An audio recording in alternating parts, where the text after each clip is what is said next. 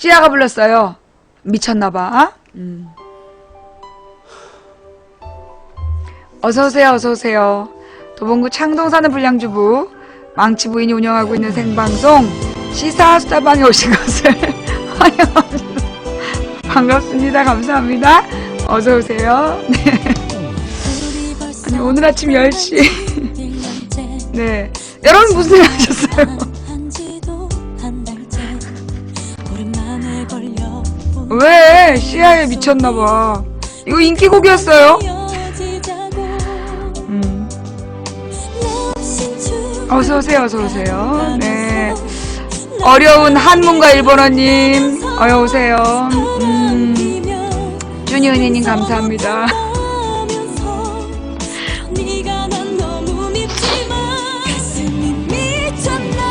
서초구 교류맘님, 감사하고요. 자료실에 올라와 있나? 주도사님, 감사합니다. 예. 풀영상 올라와 있. 예, 어서오세요.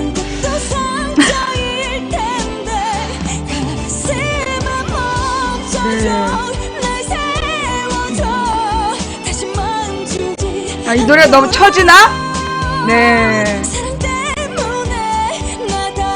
그래, 이 노래가 조금 처지는 것 같죠? 다른 노래 들을게요, 여러분. 티아라가 불렀어요. 너 때문에 미쳐. 예. 자, 어서오세요. 오늘 아침 10시 여러분 어떠셨어요? 네, 정말 한장하는 줄 알았어요. 예. 너 때문에 미쳐! 못 봤어요? 그 재밌는 걸 못 보다니, 어떡하면 좋아! 네. 예.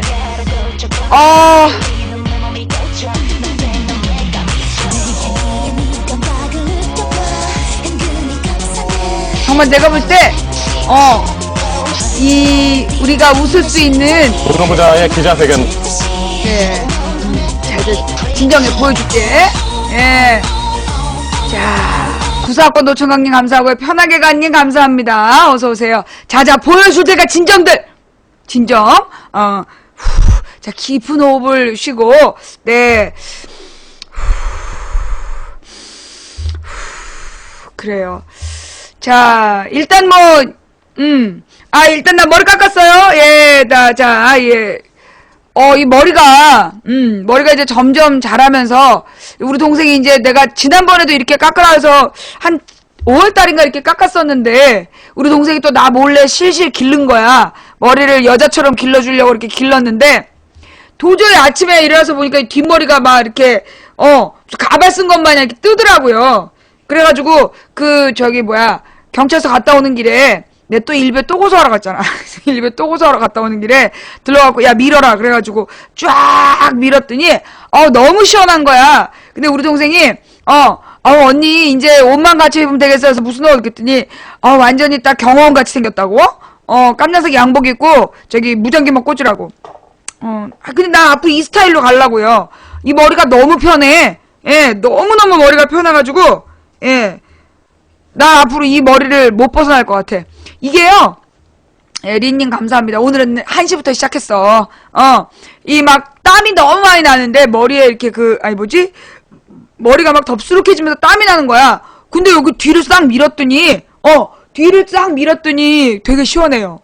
더 시원해. 전보다 더 낫고. 예, 그래요. 이쁜 오빠 모습. 그래. 낚일 뻔. 남자로 낚일 뻔. 예. 이번에는 이제 망치 부인이, 역캠의 1등이 망치 부인이라며. 응? 그래서 이제 남캠을 낚기 위해서, 망치 부인이 방송을 시작했어요. 자, 이제 머리 깎았어요. 앞으로 이제 이런 머리로 계속해서 방송할게요. 린님 감사하고요. 머리 마음에 들어요?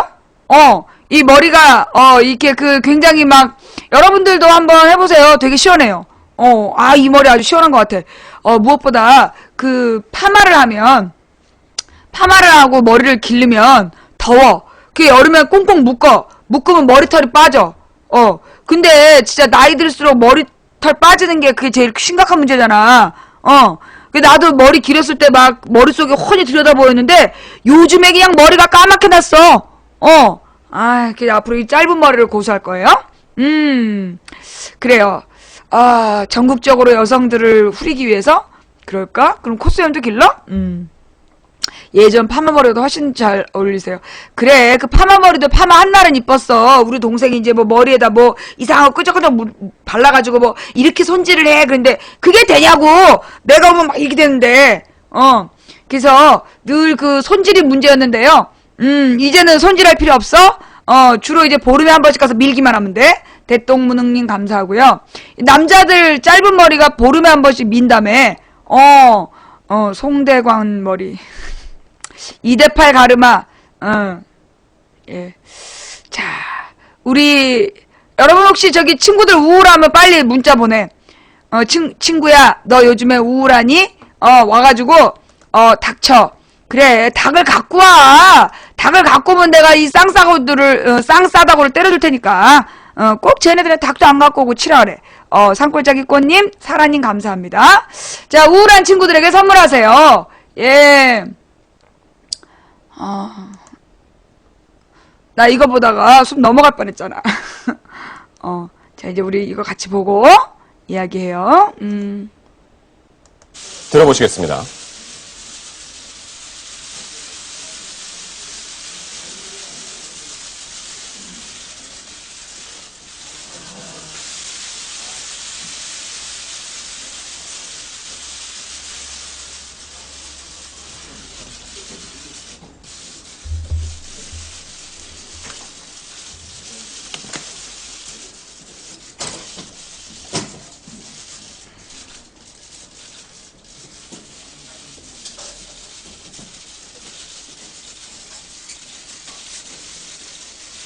저는 감사하는 마음으로 이 자리에 섰습니다. 저와 같이 부족한 사람에게 그동안 많은 관심을 쏟아주신 것에 대해 마음속 깊이 감사함을 느끼고 있습니다. 운동 부족이라 어려운 상황 속에서도 한결같은 마음으로 하도 그래가지고 내가 이제 저를 운동을 하려고 도와주신 그랬다가 총리실 운동 그거 동료 여러분들 저기 뭐야 1시간 반 걷고 나가지고 그냥. 그리고 감사합니다. 밖에서 열성적으로 지원해 주시고 기도해 주신 여러분에게 감사드립니다. 또 밤을 새우며 취재를 하시는 기자 여러분을 보면서 저의 젊은 시절을 학년 때 걷지 다시 못하는 한번 병 때문에 더듬어 우리 아버지가 본 특수 제작한 기회도 바퀴차를 타고 학교 갖게 다니고 그랬었어. 그리고 저의 40년의 언론인 생활에서 본의 아니게 마음 아프게 해드린 일이 없었는가를 반성하는 시간도 가졌습니다. 저는 외람되지만 이 자리를 빌어 감히 몇 말씀 드리고자 합니다. 여기부터 어이없었죠. 저는 박근혜 대통령께서 나라의 근본을 개혁하시겠다는 말씀에 공감했습니다. 또 분열된 이 나라를 통합과 화합으로 끌고 가시겠다는 말씀에 저도 조그만 힘이지만 도와드리고 싶었습니다. 그러나 제가 총리 후보로 지명받은 후 이 나라는 더욱 극심한 대립과 분열 속으로 빠져 들어갔습니다. 이러한 상황은 대통령께서 앞으로 국정 운영을 하시는데 걸림돌이 되지 않을까 걱정이 되었습니다. 또 이 나라의 통합과 화합에 학년 때 걷지 못하는 병 때문에 조금이라도 우리 아버지가 기여코자 한 저의 뜻도 무의미하게 되어버렸습니다.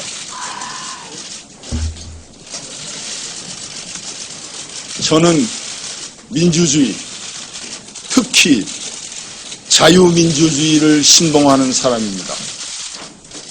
자유민주주의란 개인의 자유, 인권, 그리고 천부적인 권리는 다수결에 의해서도 훼손될 수 없다는 원칙을 지키는 제도입니다.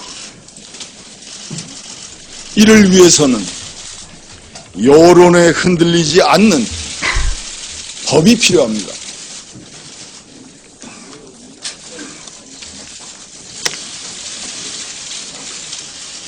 따라서 민주주의는 주권자인 국민의사와 법치라는 두 개의 기둥으로 떠받쳐 지탱되는 것입니다. 국민의 뜻만 강조하면 여론 정치가 됩니다. 이 여론이라는 것의 실체가 무엇입니까? 여론은 변하기 쉽고 편견과 고정관념에 의해 지배받기 쉽습니다.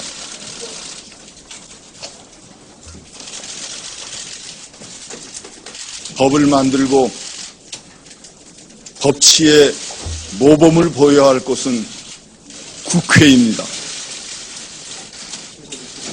이번 저의 일만 해도 대통령께서 총리 후보를 임명했으면 국회는 정말 법 절차에 따라 청문회를 개최할 의무가 있습니다. 그 청문회 법은 국회의원님들이 직접 만드신 것입니다. 그러나 야당을 물론 여당 의원 중에서도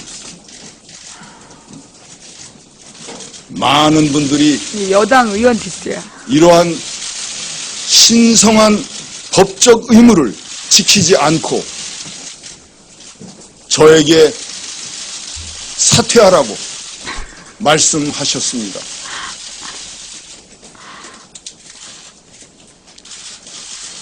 국회가 스스로 만든 법을 깨면 이 나라는 누가 법을 지키겠습니까? 국민의 뜻이라는 이름으로 오도된 여론이 국가를 흔들 때 민주주의는 위기를 맞습니다. 언론의 생명은 진실보도입니다. 진실보도입니다. 발언 몇 구절을 따내서 그것만 보도하면 그것은 문자적인 사실 보도일 뿐입니다.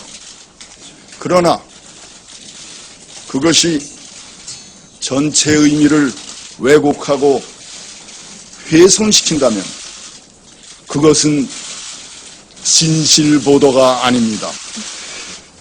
그렇기 때문에 저널리즘의 기본은 사실 보도가 아니라 진실 보도입니다. 난 이거 제일 이렇게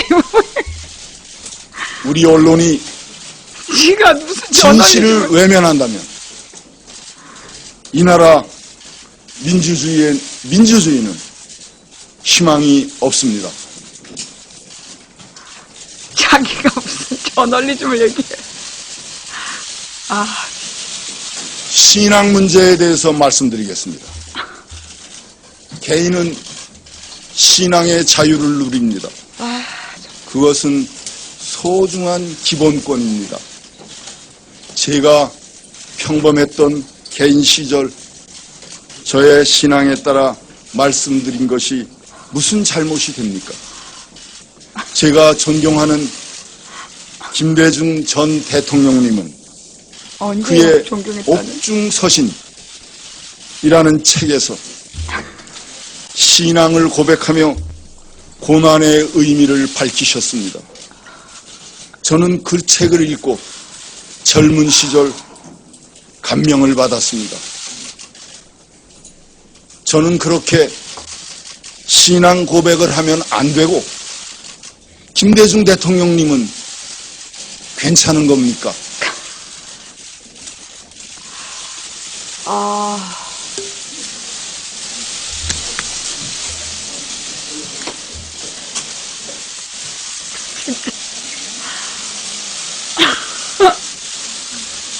마지막 드릴 말씀은 제가 총리 지명을 받은 후 벌어진 사태로 인해 우리 가족은 역설적으로 뜻하지 않은 큰 기쁨을 갖게 됐습니다. 저를 친일과 반민족이라고 주장하시는 데 대해 저와 제 가족은 너무나 큰 상처를 입었습니다. 저의 가족은 문남규, 남영남자, 별규자, 할아버지가 3.1운동 때 만세를 부리시다가 돌아가셨다는 가족사를 아버님 문기석, 터기자, 주석석자, 아버님으로부터 듣고 자랐습니다. 사실 우리 당시 민족 가운데 만세를 부르지 않은 분이 누가 있겠습니까? 그렇지만 돌아가셨다 그랬기 때문에 참 저도 그런 당당한 조상을 모시는 분이구나, 모신 사람이구나 저는 생각을 하면서 자랐습니다.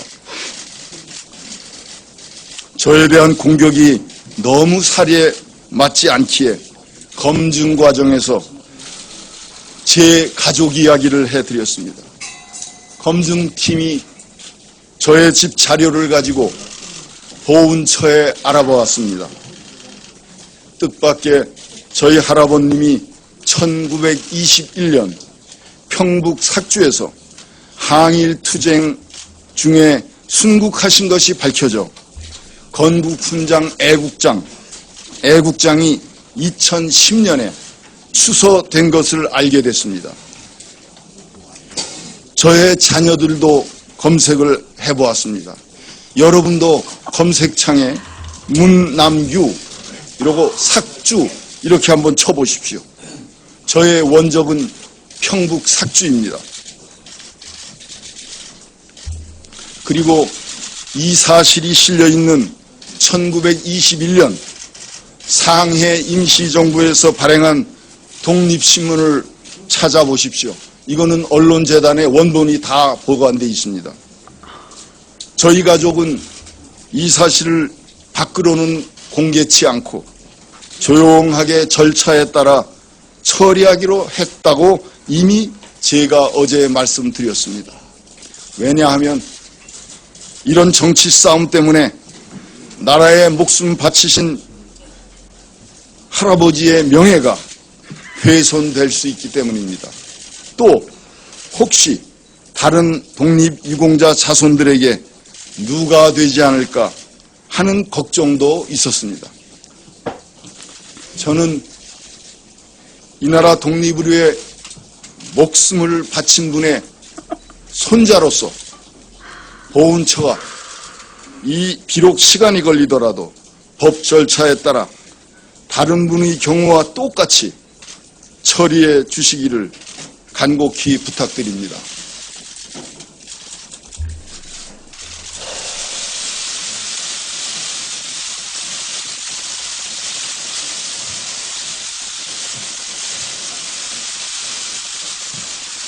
저를 이 자리에 불러주신 이도 그분이시고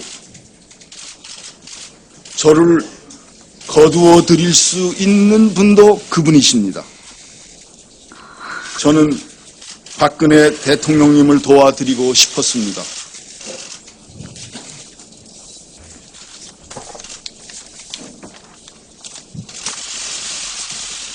그러나 지금 시점에서 제가 사퇴하는 것이 박 대통령을 도와드리는 것이라고 판단했습니다.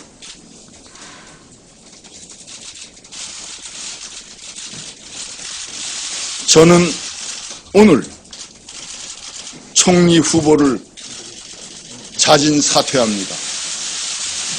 감사합니다. 예.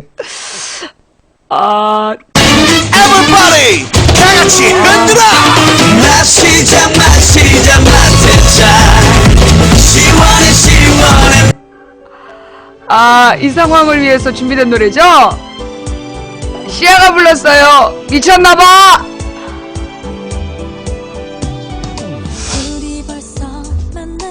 아니, 방금 마태차 그 여자가 미친 것 같다고.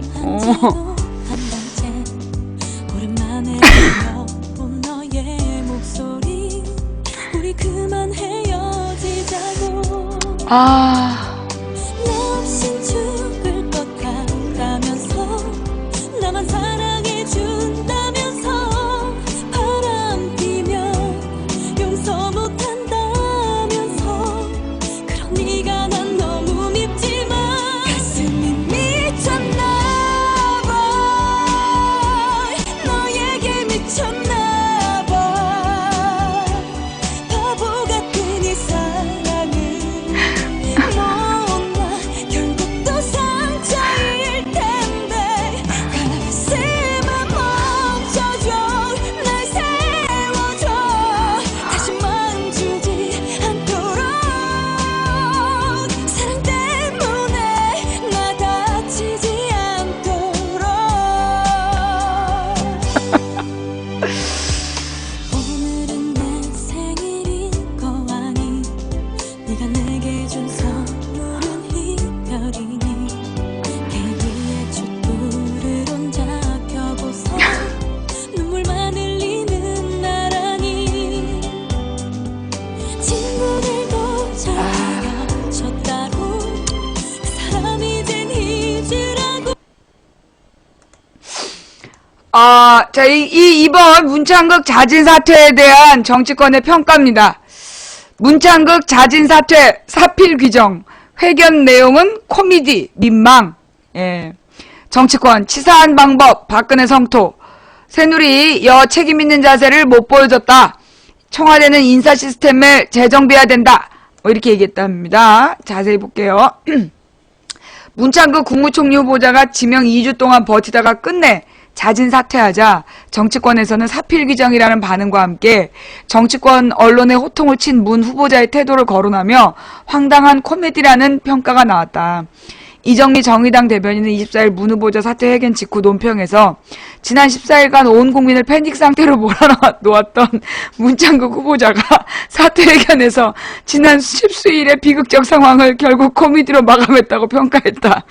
이 대변인은 오늘 문 후보자는 되려 국민들과 국회의원 그리고 언론을 향해 호통을 치는 자리였다며 자신의 사퇴는 법치주의를 부정한 국회와 진실을 외면한 언론에 의한 억울한 희생이라는 것이라고 지적했다.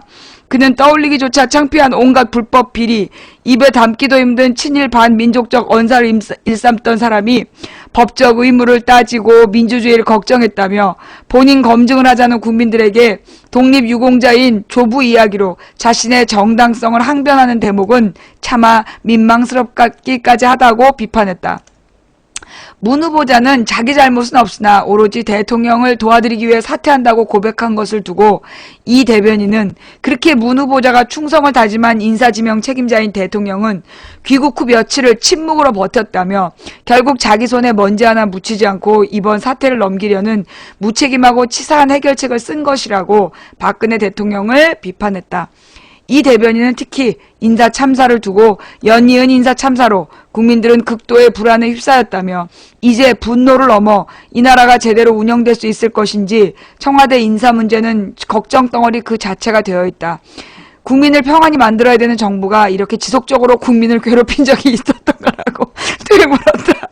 홍성규 통합진보당 대변인도 논평을 통해 문 후보자의 사퇴를 두고 사필 규정 당연한 일이라며 그나마 국민의 분노와 목소리를 들은 마지막 귀까지 포기하지는 않아 다행이나 끝까지 결자 해지는 이루어지지 않았다고 지적했다. 매듭을 묶었던 사람이야말로 분명히 박근혜 대통령 아닌가라고 홍 대변인은 되물었다.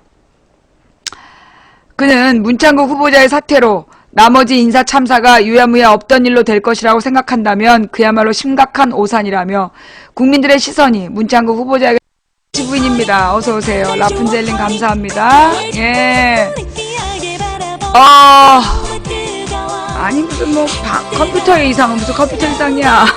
우아한국민님, 푸른궁뱅이님, 빼더21님, 대안의 딸님 감사합니다. 예. 방폭이었습니다. 라푼젤님 어서오세요. 예. 어서오세요, 어서오세요. 학년 때 걷지 못하는 병 때문에 우리 아버지가 특수 제작한 바퀴차를 타고 학교 다니고 그랬었어. 그리고 5학년 때 갑자기 살이 찌더라고요. 갑자기 아로미아님 감사합니다. 영마미님 감사하고 8분 응사님 감사하고 이님 양갱은 맛있다님 당분가는님 임시반상회님 에리어스님 일체유심조님 감사합니다. 배웠다님 감사합니다. 네. 플라이 883님, 순딩이님 감사합니다. 수첩석 구덕이님 감사하고요. 하초하트님 팬가입 감사합니다. 네, 썬텐 염소님 감사하고요. 백신강님 감사하고요. 유리마 사랑해님 팬가입 감사하고요. 창명님 감사합니다. 부끄러웠나봐요. 예, 딸의 웃음소리님 감사합니다.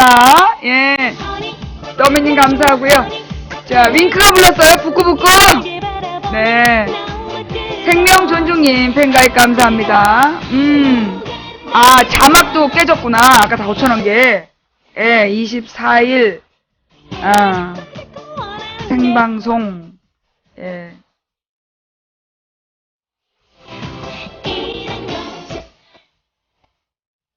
갑자기 방폭이 되니까 아까로 잠깐만.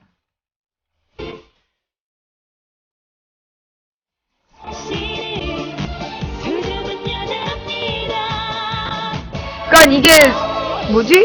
플레이 스튜디오가 완전히 꺼지면서 새로 입력한 내용이 날아가 버려요.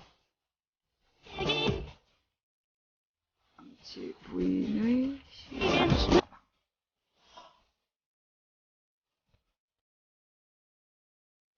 근홍근홍님 감사하고요. 근홍근홍님, 주씨님, 산골짜기 꽃님 감사합니다. 네, 어서오세요. 그래빗 13님도 감사드리고요. 네, 어서오세요, 어서오세요. 아까 그거 남아있으니까, 예, 희들과 서빈님 감사드리고요. 초록나무님, 푸른소리향기님, 웅현이네님, 막걸리나님 감사합니다. 고양이 방울님 감사하고요. 네, 팬가입 감사하고요. 행복송이님 감사, 막걸리나님 감사. 아니, 지들이 부끄러운데 왜 내 방송을 방폭하고 지랄이야. 어? 예, 풀소년님 감사하고요. 자, 여러분, 저기 확인 좀 해주세요. 즐겨찾기. 예. 미스박 방빼님, 민주공화국님 감사합니다. 그래도 이제, 지금 들어오신 분들은, 즐겨찾기가 살아있는 분들이고, 이렇게 방폭이 한번 되면 즐겨찾기가 삭제돼 있어요.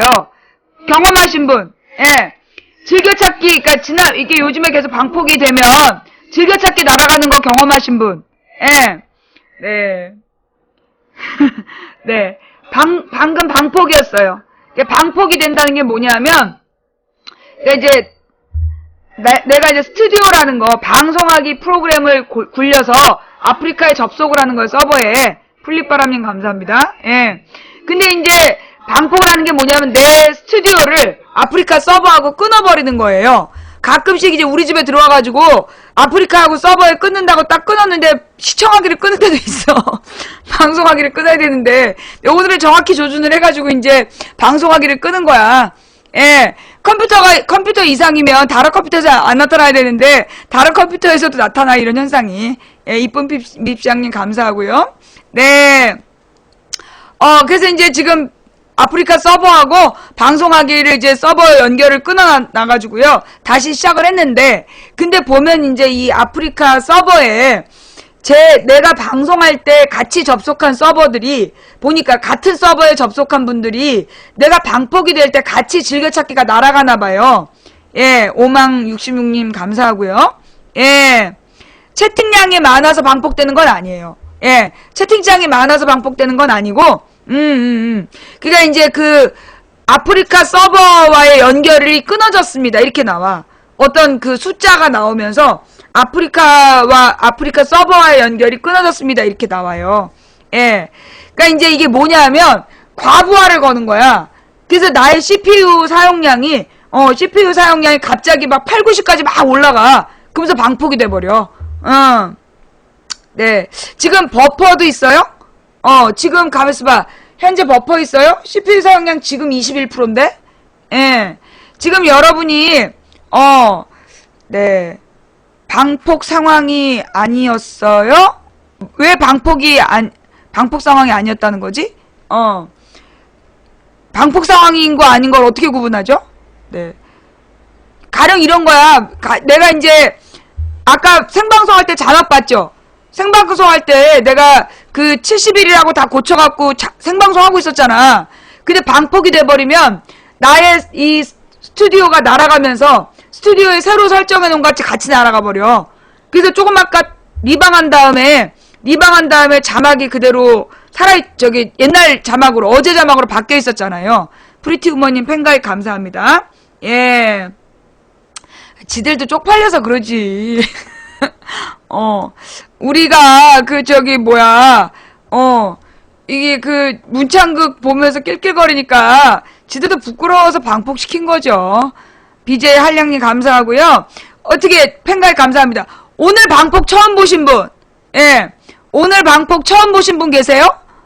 네, 오늘 방폭 처음 보신 분도 계신가? 예, 강아지 잘봐줘님 감사합니다. 이분들이 전부 다 오늘 처음 보셨구나. 방폭 처음 겪으셨어요? 꿈꾸는 똥자루님 감사합니다. 자주 그래요. 근데 자주 이렇게 보통 인트로 길게 할 때는 방폭 거의 안 돼. 그냥 뭐 이렇게 수다 떨고 있을 때 방폭 안 되는데, 지들이 부끄러운 얘기를 우리가 하고 있으면, 이렇게 방폭을 막 시키고 그래요. 네. 자, 가만있어 봐. 아까 미디어 오늘 기사, 마저 봅시다. 지들도 부끄러웠던 게지, 뭐. 예. 네. 지난번에 우리 방폭 몇 번이 최고 기록이었죠? 58번이었나? 예. 58번을 방폭이 된 적도 있었잖아요. 그죠? 네. 근데 이제 그럴 때마다, 지금 계속 기다리신 분들은 즐겨찾기를 확인하세요. 예. 즐겨찾기를 확인하셔야 돼요. 왜냐면, 한번 방폭이 되면, 그때 이제 저랑 같은 서버에 접속하신 분들은 즐겨찾기가 날아가요. 그러니까 방폭이 한번 되면 반드시 즐겨찾기를 확인하셔야 됩니다. 예. 508 고진님 감사하고요. 방폭이 한번 될 때, 한 5, 60명씩 날아가요. 즐겨찾기가. 예. 유기농 농양님 감사합니다. 예. 그때가 몇 년도였지? 58번 방폭이? 2010년이었나? 2010년쯤이었던 것 같아. 우리 천안함 얘기할 때였나? 그죠? 예. 그 천안함 얘기할 때로 기억나는데, 11년이었어요? 그렇구나. 그 11년에는 뭐 때문이었지? 11년에는 무슨 중요한 일이 있어갖고 그랬을까? 그때 저기였나?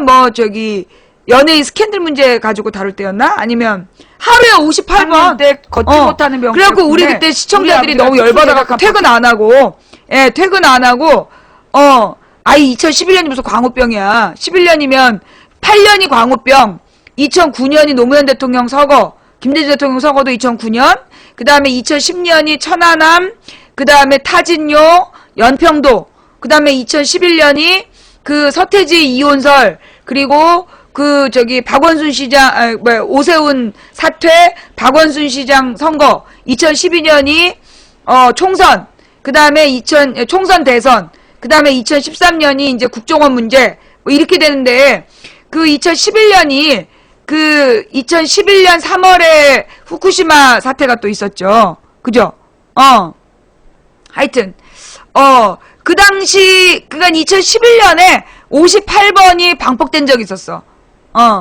근데 보니까 그 방폭을 내가 보니까, 어떨 때는요, 그니까 1시간쯤 지나면, 그니까 맨 처음에 이제 방송이 한 58분 정도 진행된 다음에, 뭔가 방폭 뭘 심었나봐. 그럼 매번 58분마다 방폭이 됐었어. 한 50분이나 1시간마다 정확한 시간대별로 방폭이 되는 경우도 있었고, 그 다음에는 무조건 그냥 시작하자마자 계속 방폭을 시키는 그런 경우도 있었고, 그래서 그 다음에는 내가 어떻게 하냐면 방폭이 될 때는 컴퓨터를 꺼요. 컴퓨터를 이제 완전히 껐다가 다시 키면 그 뭐 어떤 프로그램을 심어놓은 게 중간에 껐다 켜지면서 바이러스로 걸러지는 모양이야. 그 다음에 이제 이걸 뭐라 그러니 감시창을 띄워놓고 내가 조금 아까 감시창 없이 방송을 했어요. 그랬더니만 이제 방폭이 됐나봐. 하여튼 뭐 여러분 놀라신 것 같은데 뭐 오늘도 우리 망치부인 방송에서 자기들의 숨기고 싶은 비밀을 건드렸기 때문에 승질 내는 거지 뭐. 내가 지네들 입장이라도 참 쪽팔릴 것 같아. 그죠? 얼마나 민망하겠어. 다시 처음부터 어쩔 수 없이 우리가 이제 처음부터 다시 볼게요.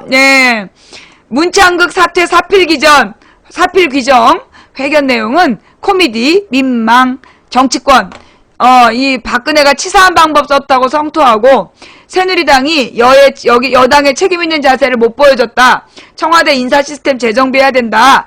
이런 비판을 했다. 이런 얘기예요. 문창극 국무총리 후보자가 지명 2주 동안 버티다가 끝내 자진 사퇴하자 정치권에서는 사필 규정이라는 반응과 함께 정치권 언론의 호통을 친 문 후보자의 태도를 거론하며 황당한 코미디라는 평가가 나왔다. 뭐? 황당한 코미디. 이정미 정의당 대변인은 24일 문 후보자 사퇴회견 직후 논평에서 지난 14일간 온 국민을 패닉 상태로 만들어 놓았던 문창극 후보자가 사퇴회견에서 지난 10수일의 비극적 상황을 결국 코미디로 마감했다고 평가했다. 이 대변인은 오늘 문 후보자는 되려 국민들과 국회의원 그리고 언론을 향해 호통을 치는 자리였다며 자신의 사퇴는 법치주의를 부정한 국회와 진실을 외면한 언론에 의한 억울한 희생이라는 것이라고 지적했다. 그는 떠올리기조차 창피한 온갖 불법 비리, 입에 담기도 힘든 친일 반민족적 언사를 일삼던 사람이 법적 의무를 따지고 민주주의를 걱정했다며 본인 검증을 하자는 국민들에게 독립유공자인 조부 이야기로 자신의 정당성을 항변하는 대목은 차마 민망스럽기까지 하다고 비판했다. 문 후보자는 자기 잘못은 없으나 오로지 대통령을 도와드리기 위해 사퇴한다고 고백한 것을 두고 이 대변인은 그렇게 문 후보자가 충성을 담임한 인사지명 책임자인 박 대통령은 귀국 후 며칠을 침묵으로 버텼다며 결국 자기 손에 먼지 하나 묻히지 않고 이번 사태를 넘기려는 무책임하고 치사한 해결책을 쓴 것이라고 박근혜 대통령을 비판했다.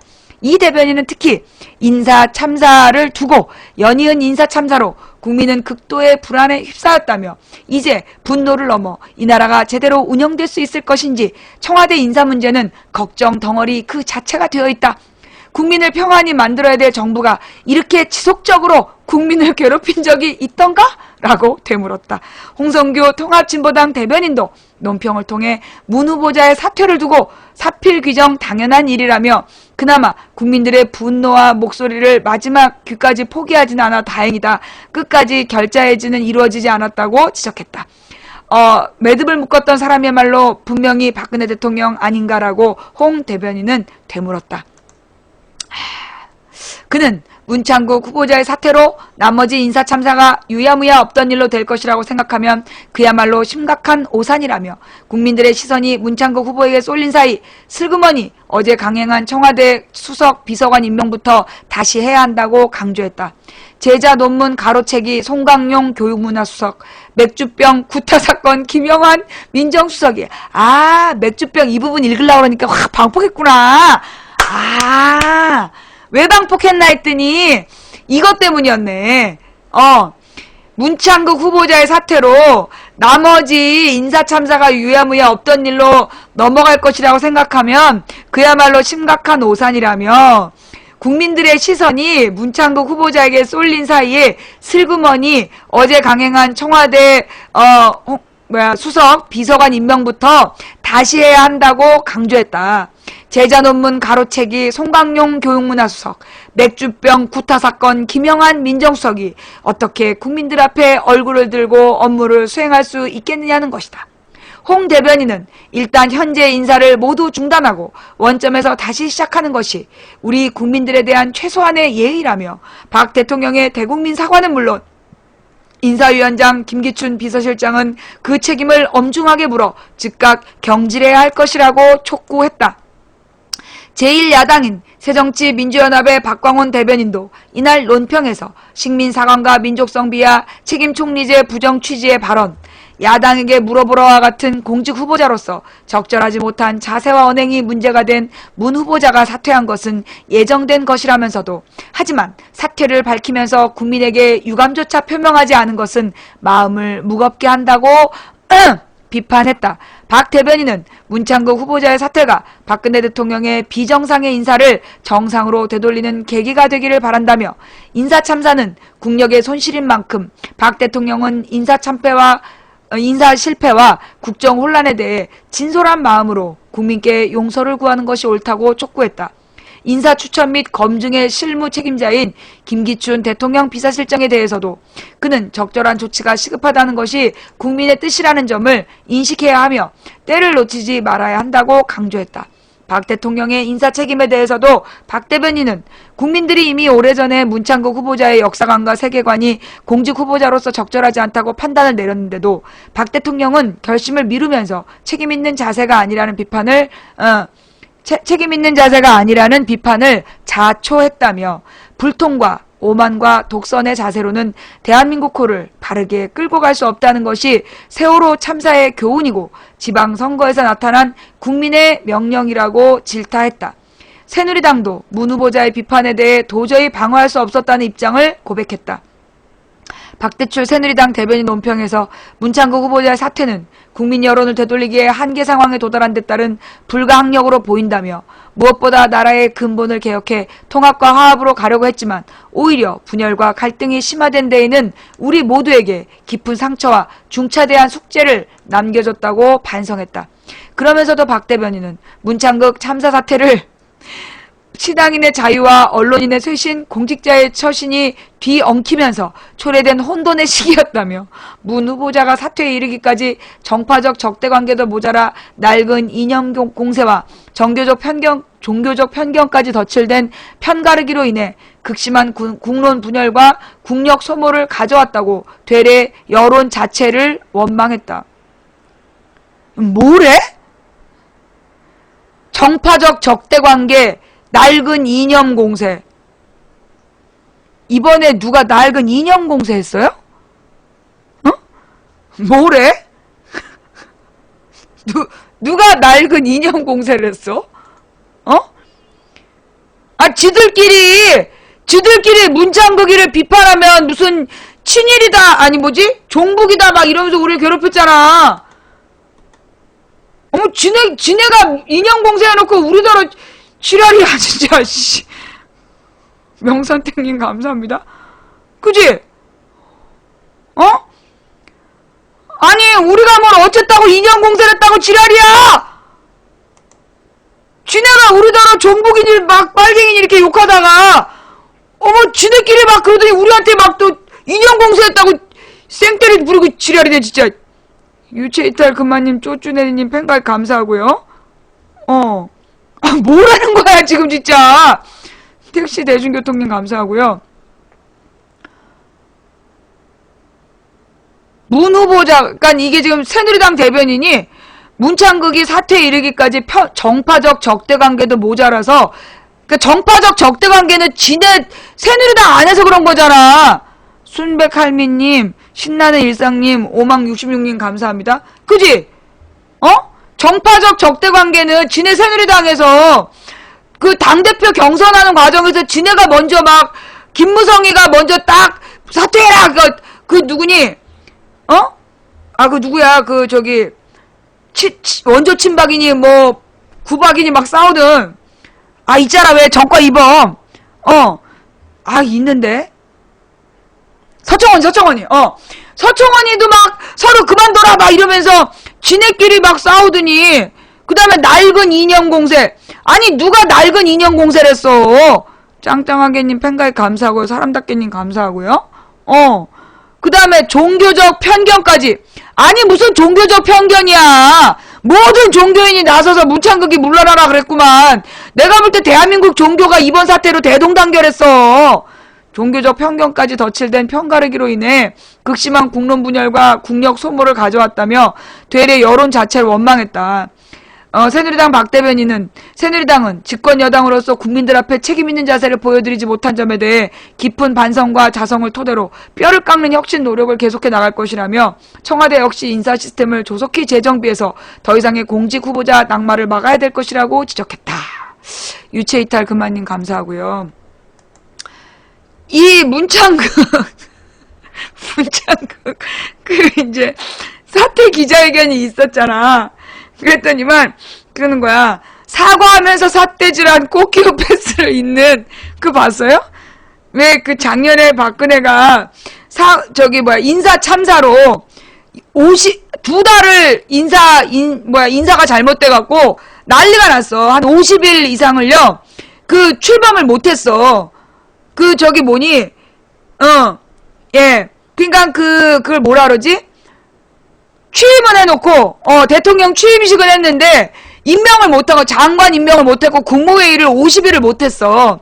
그래가지고 특히 그 중에서 미래창조과학부인지 뭔지, 그것 때문에, 원래 국회법상 어떤 정부 부처를 개편을 할 때는 국회에다가 개편안을 내. 그래서 국회가 검토해서 허락하면 거기다 장관을 임명을 하는 건데 박근혜가 개편하겠다 발표를 했어. 그래서 국회에서 이 부서가 어떤 부서냐라고 물어봤는데 대답 안 하고 장관도 임명을 해버린 거야. 그래서 이 국회가 뭐 하는 거냐고 따졌어. 그랬더니만 박근혜가 사과를 하겠다고 나와가지고 막 사퇴질하면서 야당이 협조를 안 해갖고 미안하다고 막 그런 거야. 그리고 그때 붙인 별명이 꽃기호 패스였어. 사과하면서 사태질한 꽃기호 패스. 근데 오늘 이제 문창극 기자회견이 끝난 다음에 사태호 패스. 꽃기호 패스의 뒤를 잇는 사태호 패스라고. 이게 지금 아니 죄송하다 그러면서 사퇴를 해야 되는데 사과 한마디가 없어. 사과 한마디 없이 자기는 잘못한 게 하나도 없는데 대통령을 위해서 사과한다고 사퇴합니다. 감사합니다. 그러고 가버렸어. 그래서 사퇴 오페스.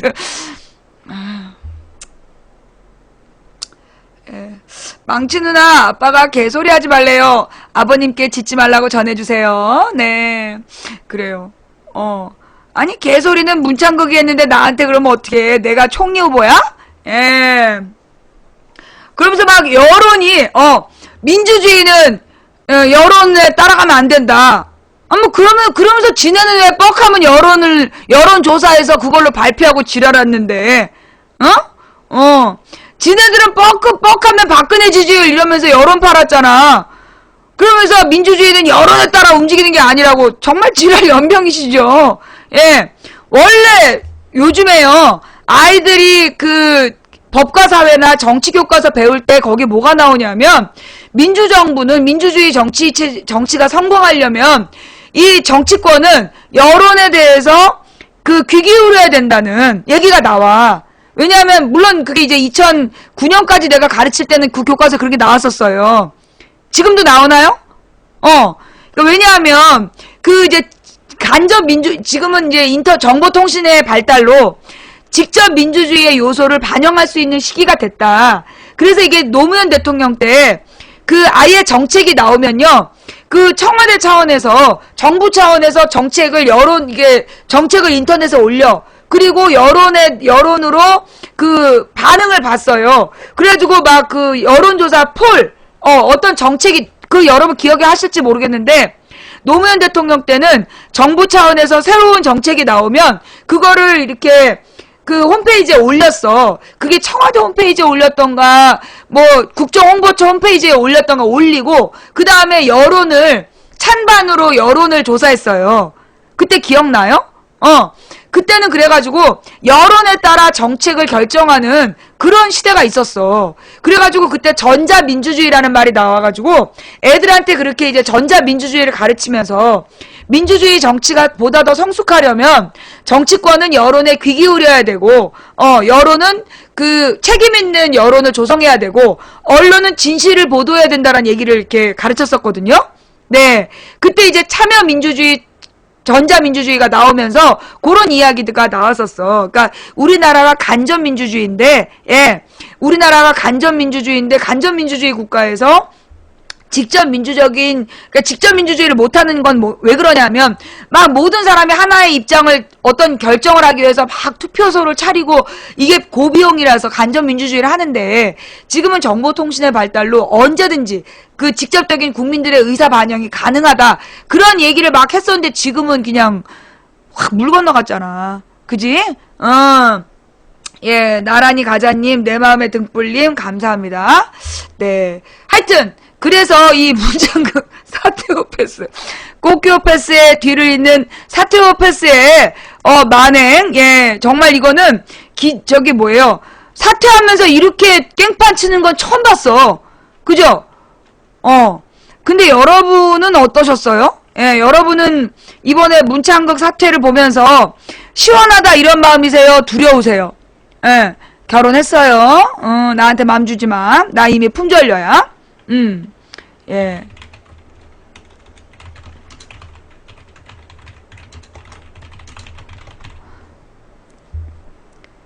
예. 나는 불안해. 왜 불안하냐? 우리가 일당 1억 받았다고, 일당 1억 받았다고 안대희 막 욕해갖고 우리가 이제 안대희를 사퇴시켰잖아요. 시간여행자님 감사합니다. 그러니까 이제 우리가 안대희가 일당 1억 받았다고. 아니야, 일당 1,000,000원이었나? 일당 1,000,000원. 그리고 11개월 동안 20매덕 받았다고 우리가 막 욕하면서 쫓아냈잖아. 26억인가 27억 받아가지고 일당이 1,000,000원 돈을 받았어. 그래가지고 이제 우리가 안대희를 쫓아냈는데, 안대희가 물러난 다음에 문창극이가 나왔잖아. 시간여행자님, 쭌방송만 5년님 감사합니다. 그런데 이제 이 정도 되니까 토막 전문가님도 감사하고요. 이제 문창극이가 저렇게 당당하게 물러나는 걸 보면서, 그리고 무엇보다 왜 문창극이를 옹호했던 인간들 있잖아. 문창극이가 참 지식인이다. 70년생님 감사하고요. 문창극이더러 참 지식인이다. 신앙의 본을 보였다. 막 그러면서 설쳤던 이상한 아줌마 부대 있었잖아. 예. 그걸 보고 나니까 더 불안한 거야. 갈수록 태산. 딱 그 말이 맞아. 갈수록 태산. 예. 일산 윤마님님 감사하고요. 후원 감사합니다. 그러니까 누가 댓글에 달았더만 다음 총리로 변희재 나오는 거 아니야?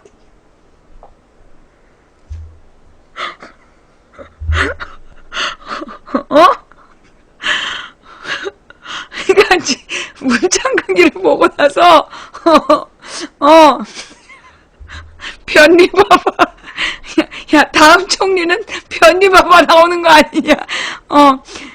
갈수록 태산, 점입가경, 야, 다음 총리 후보는 변리바바 아니냐? 그럼, 이제 고기도도 그 장면이 막, 청문회 다시 재연되는 거냐?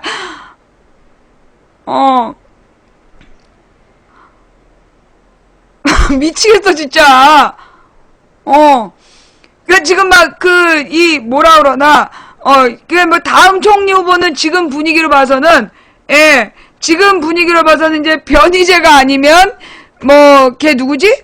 내 눈을 바라봐. 왜 있잖아. 허경영이. 지금 분위기는 변희재 아니면 허경영이가 다음 총리 후보 나오는 거 아니냐. 지금 분위기가 그렇잖아. 윤창주. 그러면 이제 국무회의는 바지 벗고 하나? 나 진짜 네 정말 대단해요. 예, 만사 변통, 만사 허통. 머리 아파. 나 감기 몸살인가 봐. 막 열도 나. 예. 허경영이가 이제 총리 후보가 돼가지고 박근혜랑 막 혼인신고 또 하고 막 그러는 거 아니야? 혼인신고 사진 막 올려놓고 그 허경영이가 옛날에 박근혜랑 결혼하는 사진 막 그거 이미지 조작해서 올린 것 때문에 실형 선고받고 막 재판부에서 오줌 싸고 그랬지. 내가 보니까 걔 이제 지금 다음 총리 후보는 그러니까 이제 그 바지를 벗은 장충이와 그 다음에 박근혜랑 결혼하고 싶은 허경영과 아니면 고깃집 문제가 해결되지 않은 변희재와 막 이 셋 놓고 막 돌리는 거 아니야? 막 지금 돌리고 있는 거 아니야? 셋 중에 누구로 할까? 아 정말. 네, 웃으면서 얘기했지만요. 예, 웃으면서 얘기했지만, 사실 정말 너무 심각하지 않아? 내가 너무나 겁났던 게 뭐냐 하면, 이게 청문회가 되면, 맥주병 폭행, 좀만 기다려봐. 이 얘기 끝내고. 이 문창극의 청문회를, 사실 하게 된다면, 지금 가장 심각한 문제는, 여러분은 뭐라고 생각하셨어요? 예. 뭐, 가장 공포스러운 상황은 김기춘이나 김용갑이나 뭐 이런 사람들이 오는 거고, 7인회 중에 하나가 총리로 오는 것도 심각한 상황인데요. 이 문창극이가 이 청문회를 하게 되면 가장 심각한 문제는 뭐라고 생각했어? 답이 안 나오네? 나는 일본과의 외교 문제라고 생각했어요. 지금 일본에서 아베가 지금 전쟁을 준비하고 있잖아. 왜냐하면 지금 일본이 가라앉고 있다라는 일본 사람들이 갖고 있는 어떤 공포가 있단 말이야. 그래가지고 지금 일본인들이 한국에다가 막 땅을 사고 있잖아요. 뭐 강원도나 전라도 이런데 막 땅을 사고 있어. 그리고 조직적으로 인구 희박 지역에다가 땅을 막 사면서 옮겨오고 있단 말이야. 그게 왜 그러냐면, 일본이 지금 가라앉고 있다. 그러니까 이 일본이 섬나라잖아. 그런데다가 이제, 소위 환태평양 조산대인 일본이, 지금 이제 후쿠시마 사태나 이런 걸 겪으면서, 후쿠시마는 원전 사태만 강조됐는데, 사실 지금 일본이 끊임없이 쓰나미에 시달리고 있어. 그 쓰나미가 뭘 의미하냐면, 멘틀이 움직이면서, 저 땅 깊은 곳에 멘틀이 움직이면서 태평양판하고 아시아판이 이렇게 부딪히고 있는 거잖아. 그러면서 이제 일본이 가라앉을 수 있다라는 공포가 있단 말이에요.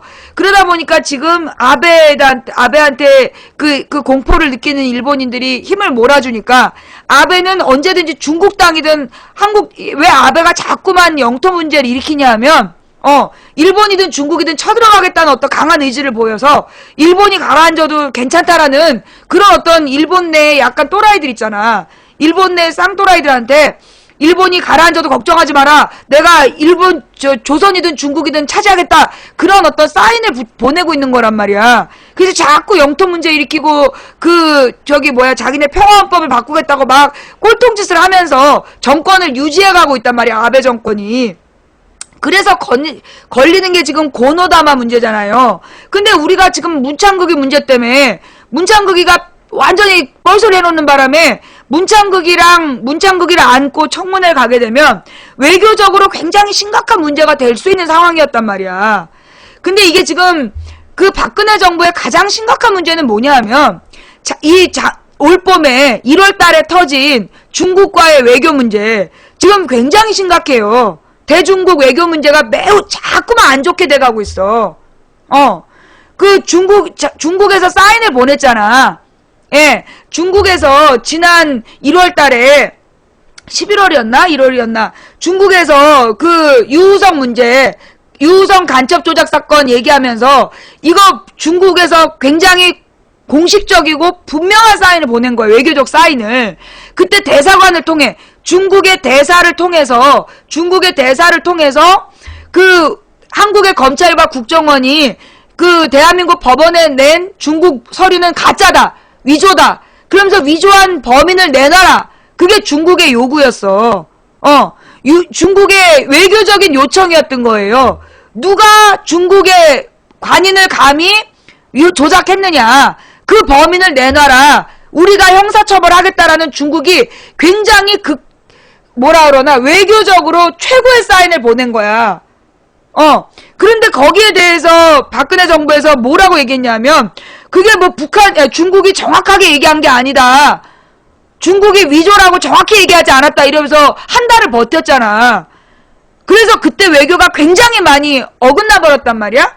그런 다음에 지금 또 지금 다시 이번 문제로 그 일본과의 이 문창극 참사 와중에 그 고고도 미사일 그러니까 소위 미국이 계속 주장했던 MD 체제, 그 MD 체제의 일환으로 그 미군의 주한미군이 우리나라에 고고도 미사일을 설치하겠다.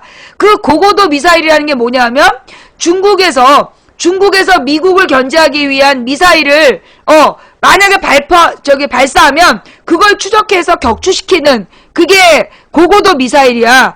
그러니까 이 주한미군이 지금 북한을 견제하는 게 아니라 중국과의 중고도 미사일인가? 고고도 미사일인가? 찾아봐봐. 고고도 미사일이라고 본 것 같아. 사드라고 찾아봐. 사드 체제의 편입을 반대 안 한다. 김관진이 그렇게 얘기를 했어. 되게 외교적인 표현을 한 건데 주한미군이 우리나라에다가 그런 중국 견제용 미사일 설치하는 걸 막지 않겠다는 얘기를 한 거라고. 그래서 지금 중국과의 외교가 계속 어긋나고 있어요. 그런 상황에서 일본은 일본대로 계속 우리 그러니까 한반도에 대한 침탈 야욕을 불태우면서 그 자기네 평화헌법을 없애고 자위대를 강화하겠다. 자위대를 집단적 자위권 행사하겠다. 그게 전쟁할 수 있게 한반도에 침공을 가능하게 하는 헌법 개정이야. 일본 내 지금 헌법이 다른 나라의 침범을 금지해놨는데 아베가 추진하는 게 뭐냐면 그 평화헌법을 수정해가지고 집단적 자위권을 가능하게 하겠다. 즉 일본하고 동맹을 맺은 나라가 침략당하면 자기네들이 다른 나라의 영토에 침범할 수 있는 그런 지금 헌법을 고치고 있다는 거야. 그래서 일본 내 상식인들하고 지금 마찰이 있는 상황인데 문창극 문제가 그런 외교적인 상황에서 한마디도 제대로 못하고 있는 거잖아. 한반도에서 제일 중요한 두 나라가 어디겠어? 세 나라가. 국경을 맞대고 있는 중국, 러시아, 일본이잖아. 근데 지금 우리나라의 무역의 가장 큰 그 의존도가 중국에 있는데 중국하고 외교적으로 계속 어긋나고 있지. 일본에서 개지랄하고 있는데 전혀 견제 못하고 있지. 지금 이 박근혜 정부의 심각한 외교적 무능이 드러나고 있는 상황이었기 때문에 이게 청문회, 나는 이게 재보선 정도의 문제가 아니라고 봤어. 심각한 국익이 위협받고 있다. 문창극 때문에. 매우 심각한 상황이다라고 봤단 말이에요. 그래서 이게 이제 청문회까지 가게 되면 이건 국제적인 망신이었어. 시끄러슈님, 바람개비, 꺼비님, 망치사장님 감사합니다. 그런데 하여튼 이 상황에서 이 문창극이가 물러나는데 이 박근혜가 돌아와서 오늘이 이제 월요일날 돌아와서 오늘이 화요일이잖아. 그죠? 월요일에 돌아와서 지금 화요일인데 그치? 박근혜가 월요일에 돌아왔지? 어저께인가? 아닌가? 돌아온 지 4일 됐나? 지난주 금요일날 돌아왔나? 하여튼 박근혜가 일요일날 토요일날 돌아왔어. 토요일. 그러면 지금 막 나의 인터넷을 막 끊고 있어 지금. 나의 인터넷을 또 막 지금 들어와가지고 끊고 있어. 그래서 박근혜가 들어와고 토일 월화 4일 동안 침묵했다. 이게 무슨 얘기냐면 이거는 박근혜가 뭔가 잘못됐다 싶으면 지명 철회를 하면 되는데 커피 카페님 감사합니다. 지명 철회를 안 하는 이유가 누가 시켜서 지명 철회를 안 하는 게 아니라 지명을 철회하게 되면 그게 김기춘의 인사가 잘못됐다라는 걸 인정하는 게 된다는 거야. 그래서 지명 철회를 안 하고 버텼던 거래. 김기춘 인사 시스템에 문제가 있다라는 비판이 나올까봐 그래서 지명 철회를 안 하고 버틴 거래. 문창극이가 스스로 물러날 때까지. 근데 이제 문창극이가 물러나기 위해 조건을 걸었다는 거야. 오늘 아침 김현정 쇼를 보니까 문창극이가 조건을 걸었는데 그 내용이 뭐냐 하면 자기 명예회복을 시켜달라. 명예회복을 시켜달라는 조건을 걸고 그래서 그래서 문남규 그 독립투사 문남규 얘기가 그래서 국가보훈처에서 얘기를 해준 거야. 예. 그러니까 이제 그 명예를 회복시켜달라고 요구를 하면서 버티니까 그래서 국가보훈처에서 문남규, 그러니까 후손을 못 찾고 있었던 문남규라는 그 독립투사가 문창극 조상인 것 같다 이렇게.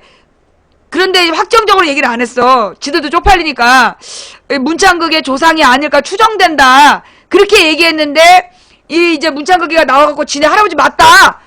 그러면서 자기네들도 검색해봤다. 예. 아까 나와가지고 자기네 할아버지 맞다 그러면서 자기네 후손들도 이렇게 검색을 해봐서 확인했다고 막 그러잖아. 나는 정말 난 이 대한민국의 지식인들이 이 검색해보고 자기 할아버지고 확인했다라는 문창극의 오늘 그 기자회견을 보고 나 서울대 출신들한테 묻고 싶어. 정말 서울대 출신 60대 50대 이 대한민국의 60대 50대 서울대 졸업생들에게 묻고 싶어. 아니 그 50대 이상의 이 그 소위 서울대 졸업생 다 떠나서 50대 이상의 대한민국의 그 소위 어른이라고 할 수 있는 보수들에게 묻고 싶어. 자기 할아버지 를 이렇게 검색해보고 알았다라는 문창극의 말에 대해서 어떻게 생각하는지, 그걸 보고도 참 지식인이고 참 보수다 그런 말 나오는지 진짜 묻고 싶어.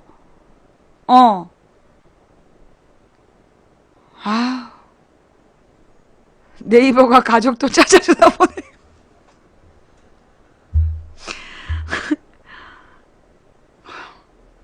2010년에 훈장이 추서된 걸 자기네들도 검색해보고 알았다. 참, 더 웃긴 게요. 그 문남규 독립투사에 대한 후손을 못 찾아서 이관을 못 시켰대잖아. 이제까지 국가보훈처가. 그러다 이번 사건을 계기로 찾았대잖아. 지금 그게 말이 된다고 생각해? 그걸 지금 핑계라고 생각해? 진짜. 네이버 만능설. 그래가지고 중요한 건, 그 이제 민족문제연구소라 그래서 우리나라 독립운동, 배래 우주인님, 박민희님 감사합니다. 독립운동가들에 대한 가장 방대한 자료를 가지고 있는 민족문제연구소에서 뭐라 그랬어요? 문창극 할아버지가 문남규 투사라는, 애국지사 문남규님이, 그 문창극 조상이란 증거가 있다, 없다?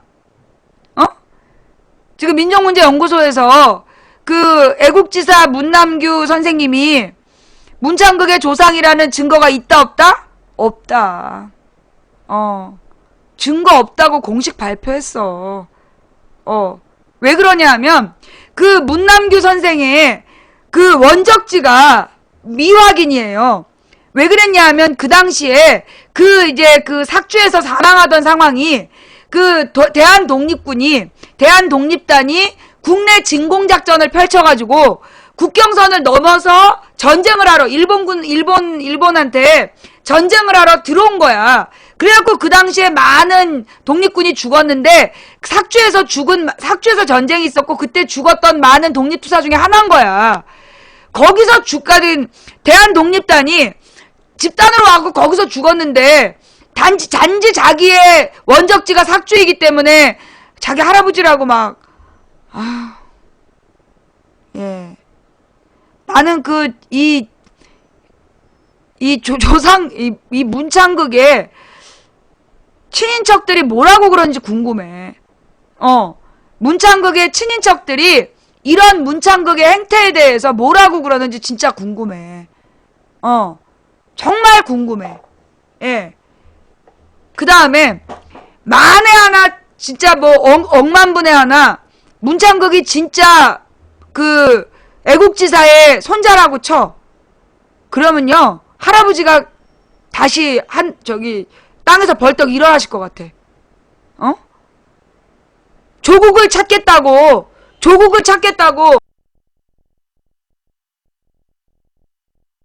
조선 대한민국 진국작전 벌리다가 그 일본 놈의 총칼에 쓰러진 할아버지를 두고서 어떻게 뉴라이트가 주장하는 식민지 근대화론을 일본이 우리나라를 지배해서 근대화됐다는 개소리를 하고 다닐 수가 있냐고. 할아버지 얼굴에 똥칠을 하는 거지. 독립투사들이 전부 다 지하에서 되살아 올라오겠어. 그러면서 조선이 게으르고 더러워서 일본의 지배를 받았다고 그런 소리를 하고 자빠진 거를 그 조상님이 아시면 조상이 가만히 있겠냐고. 아 정말 부끄러운 줄 알아야지. 아휴 뭐라는 거야. 나한테 이렇게 하트를 날리고 지랄이세요. 내가 머리 깎으니까 요즘에 내가 좋아 죽겠나봐. 나 이미 품절녀야. 하트 날려도 소용없어. 꺼져. 자 이쯤에 우리 그 박근혜 대통령의 대선 홍보 영상 한번 좀 올려줘 봐봐. 그게 왠지 보고 싶어. 동네 슈퍼 마눌님 감사드리고요. 해삼소주님 감사하고요.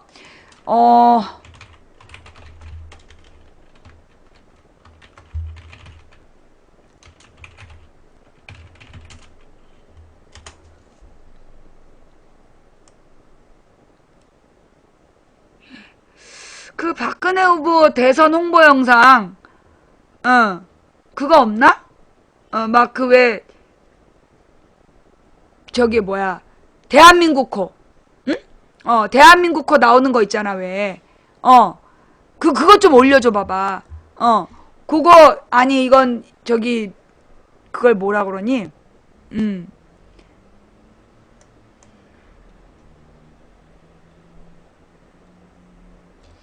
그거 다 사라졌어? 어디 찾을 수가 없네? 박근혜 홍보, 왜 그 대한민국호 있잖아. 준비된 선장, 준비된 선장 그거 없어? 그거 좀 봅시다. 예. 그 준비된 동영상, 아니, 내가 뭘 어쨌다고 좌좀년이래. 아니 내가 박근혜 홍보 대선 홍보 영상 보자는데 왜 나더러 좌좀년이래냐? 진짜 웃긴 놈이야. 아니 내가 뭘 어쨌다고. 그냥 박근혜 홍보 영상 보자는데 참 웃기잖아요 진짜.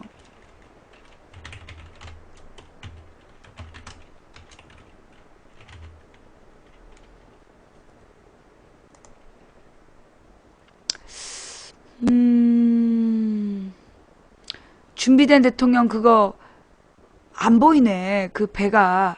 아이, 위기에 강한 대통령. 이거구나. 잠깐만. 아니 내가 이거 보자고 그랬다가 왜 나한테 좌좀이라고 그래? 아니 니네 대통령 보자는데 그게 좌좀 소리 들어야 될 얘기니? 잠깐만요. 아니 왜 이렇게 복사가 또 안 돼?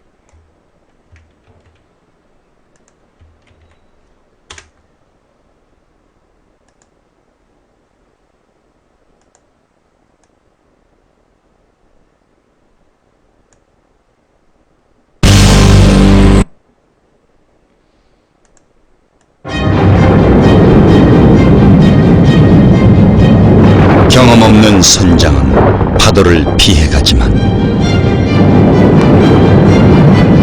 경험 많은 선장은 파도 속으로 들어간다. 그것만이 파도를 이기는 방법임을 알기에 지금 대한민국엔 위기에 강한 대통령이 필요합니다.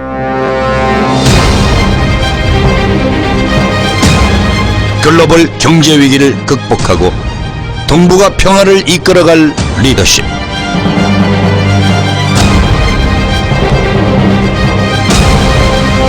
앞으로의 5년이 대한민국의 미래를 좌우합니다. 준비된 여성 대통령 기호 1번 박근혜.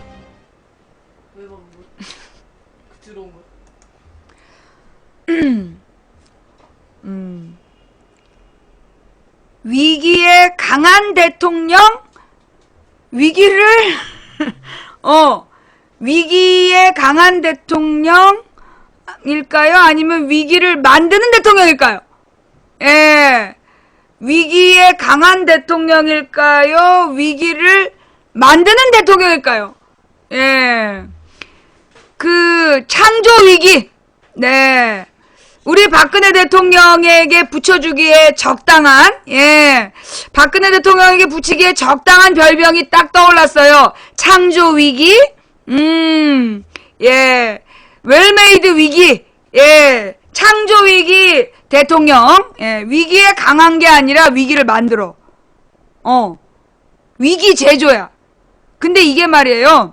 박근혜 대통령이 작년에 총리 지명 제대로 못하고 장관 후보 개판으로 만들어가지고요. 작년에 까먹은 게 50일이었대. 근데 지금 정홍원 총리가 후보 사퇴를 한 게 언제였냐면 4월 마지막 주 일요일이었어. 그러면 지금 정홍원이 총리 사퇴하겠다고 선언한 다음에 지금 또 50일이 넘어간 거야. 그래서 박근혜가 지금 그 전체 대통령을 한 게 480일이래요. 박근혜가 임기를 보낸 게 480일인데 그 480일 중에 지금 100일 동안이 총리 없는 정치를 한 거야. 그러니까 무슨 얘기냐? 그만큼 박근혜 대통령의 인사 위기가 심각하다는 거야. 근데 이제 새롭게 이제 그 총리 후보를 골라야 되는데 과연 다음 총리 후보 누가 나올까? 이게 더 공포야, 이제. 덤입 가경 갈수록 태산. 점점 막 더 나빠지니까. 옛날에 그 누구였지? 김용환이었나? 김용환이었지? 김용환 총리 후보였나? 그 첫 번째 낙마했던 사람. 그 다음에 두 번째가 안대희. 그 다음에 세 번째가 문창극이잖아.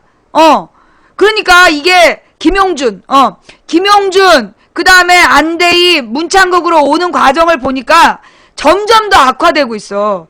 그게 다음 총리 후보가, 그러니까 자기가 누구를 지명했는데 그걸 안 뽑아주면 확 더 나쁜 사람을 집어 던지는 것 마냥, 막 그러고 있어요. 그래서 지금 이 문창극이를 던져놓은 다음에 문창극이보다 낫지? 그러면서 후다닥 통과시킨 게 누구야? 교육문화 수석, 누구니, 이게? 홍머식이라는 교육문화 수석이 있는데, 얘가 제자의 논문을 훔쳐가지고 지 걸로 발표해야 한 사람이잖아. 근데 이게 우리나라 학계에서 가장 저질 범죄라고 그런대. 가장 악질 범죄. 송머식이라는 무슨 교육문화 수석 이걸 임명했어. 박근혜가 외국 갔다 와가지고요. 임명해버렸어, 월요일날. 강행 처리했어. 그래서 이제 교육문화 수석을 하고 이제 월급 받아. 제자의 논문을 훔쳤던 사람을 교육문화 수석이라고 우리나라 교육정책을, 대통령의 교육정책을 자문해주는 역할에다가 거길 앉혀놨어, 지금. 그 다음에 지금 또 민정수석. 민정수석이 뭐냐 하면, 대야당 관계, 야당하고의 관계도 풀고, 그리고 국민들의 여론을 살펴서 대통령이 올바른 정책을 펼 수 있도록 자문해주는 게 민정수석이야. 민정수석이 맥주병이잖아. 검사할 때, 옛날에 자기가 검사할 때, 기자랑 같이 밥 먹다가 기자가 따졌겠지. 그때 맥주병으로, 술이 잔뜩 들어 맥주병으로 두드려 패가지고, 그걸로 입원해서 꼬맸대잖아. 보통 그 정도 되면요, 만약에 검사가 아니라 일반인이 맥주병으로 그렇게 때렸잖아. 그러면 그거 구속감이야.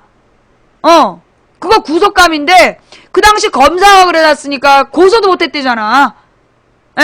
그거 살인미수잖아, 살인미수. 그런데 지금 민정수석으로, 한마디로 국민들한테 여차하면 확 맥주병을 날려버리겠다는 거야. 어마어마하다니까, 지금? 그거 특수폭행이라래요? 그렇구나. 예. 이게 맥주가 잔뜩 들어있는 맥주로 맥주병으로 두들겨 패가지고 입원을 했었대잖아. 그것도 기자를. 예, 웅캬형님 감사하고요. 아, 그걸 특수폭행이라 그래요? 그렇구나. 그거를 지금 박근혜가 그 한마디로 민정수석이라는 게 국민 여론을 살피고 그 다음에 야당과의 이렇게 야당을 설득하고 조율하고 그런 역할을 하는 게 민정수석이에요. 근데 그 자리에다가 조폭을 안 차렸어 지금. 야, 이 박근혜 클래스 진짜 어마어마한 거야. 아, 자기 고향 후배라고. 고향 후배는 막 맥주병으로 때려도 되는 나라야? 박근혜가 생각하는 청와대는 그런 나라야? 망부 확대 해석 보소. 아, 내가 뭘 확대 해석했는데? 내가 지금 뭘 확대 해석했어? 민정수석의 역할? 그건 원래 있는 거야. 민정수석의 역할을 내가 확대 해석했냐? 그 자리에 조폭이라 그래서? 아니야. 그러면 저기 맥주 같은 맥주병으로 그 후배를 폭행하는 게 그게 조폭이 아니면 누가 그러냐? 일반 국민이 그런 짓 하는 거 봤어? 일반 국민이 그 맥주가 잔뜩 들어있는 맥주병으로 사람 베는 거 봤어? 뭘 확대 해석했는데? 예. 아니, 조폭하고 다른 게 뭐야? 완전히 조폭 그 자체지. 그 한마디로 야당이든 국민이든 앞으로 박근혜를 비판하거나 이러면 각오하란 얘기야. 맥주병 날아올 수 있다는 얘기지. 지금 박근혜 인사참국이 그걸로 끝나질 않았어요. 그 다음에 여러분, 지금 문창극이가 사퇴하면서 그냥 슬쩍 덮고 가려는? 여러분, 임병장 사건 이렇게 덮이면 안 돼요.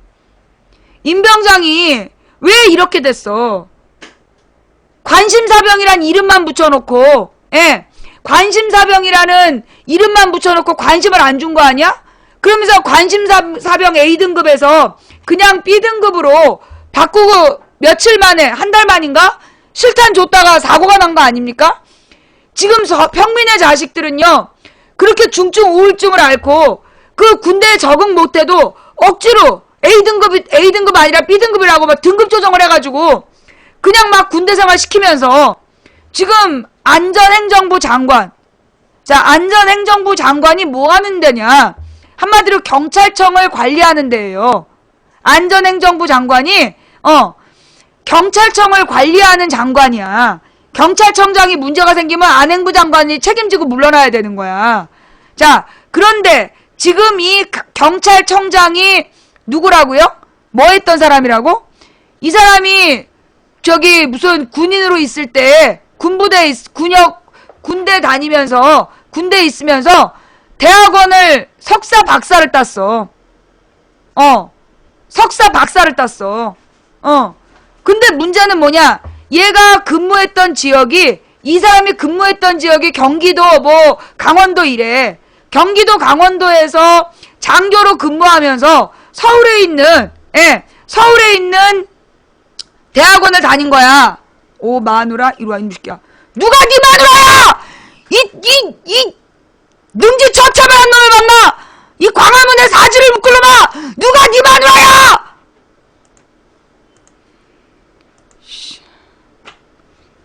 딸.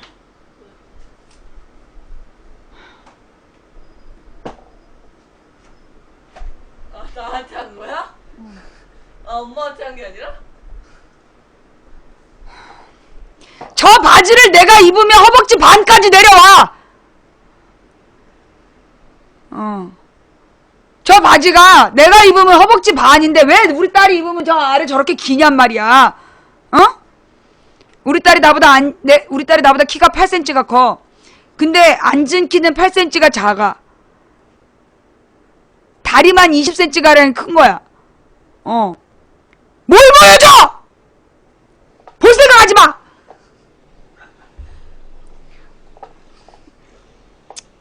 뭐 머리 잘랐어? 머리 싹 깎아서. 아빠 같아. 뭐, 씨! 우리 딸이 아빠 같대요. 대금님 감사하고요. 네.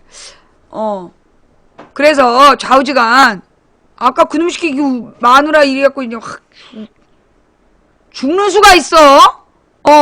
우리 딸한테 말 한마디 잘못하면 죽는 수가 있어. 내가 지금 일주일에 2번씩 가서 고소한 놈들이 누구냐? 우리 딸 가지고 장난친 놈들 내가 다 고소한다. 너네 채팅창에 함부로 말하면 이거 스샷 떠가지고 다음날 바로 와. 제보 메일 때문에 나는 네이버 메일이 제보 메일을 받았더니 메일 용량 초과래. 그래서 내가 메일을 또 하나 만들었잖아. 제보 메일이 넘쳐가지고 메일을 또 하나 만들었어 내가. 우리 딸내미한테 함부로 얘기한 놈들 이거 전부 다 그 스샷 떠가지고요 올려주세요. 잘 쓸게요. 자, 하던 얘기 마저 합시다.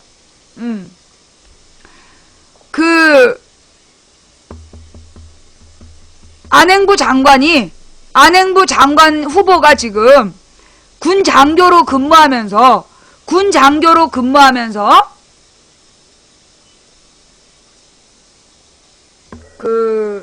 나한테 귓말하면 블랙인데 나한테 귓말하신님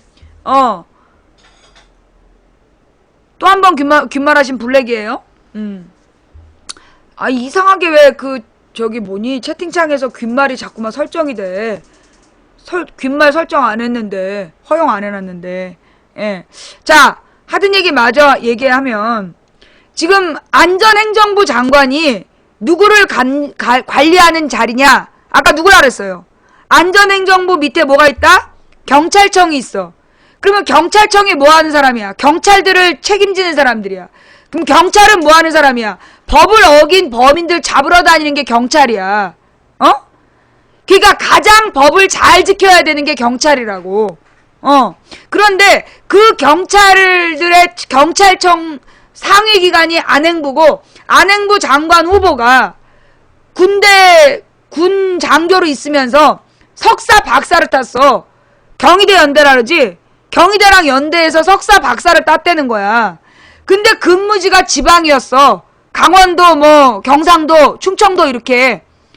지방에 근무를 하면서 서울에 있는 주간 대학원을 다닌다. 군법상 불가능하대. 예. 군법상 불가능이래요. 가서 물어봐. 국방부에서 뭐라 그러냐면 군 장교로 근무하면서 다른 지역의 대학원 다닐 수 있냐고 한번 물어봐봐. 국방부에 문의해봐봐. 그거는 위수지역 이탈에 해당이 된대. 일반 군인이 그러면 탈영병이라 그러고 군 장교가 이탈을 하면 위수지역 이탈이라 그런다는 거야. 위수지역. 그게 뭐냐? 이게 자기가 다 맡아야 되는 군 장교는 군 지휘부잖아. 군 장교이기 때문에 자기가 맡아야 되는 방어 지역을 이탈할 수 없는 거야. 여러분 군 장교가 갖고 있는 권총이 무슨 용도인지 알아요?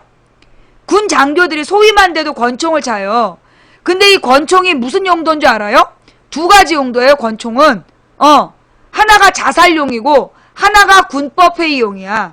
즉결심판용.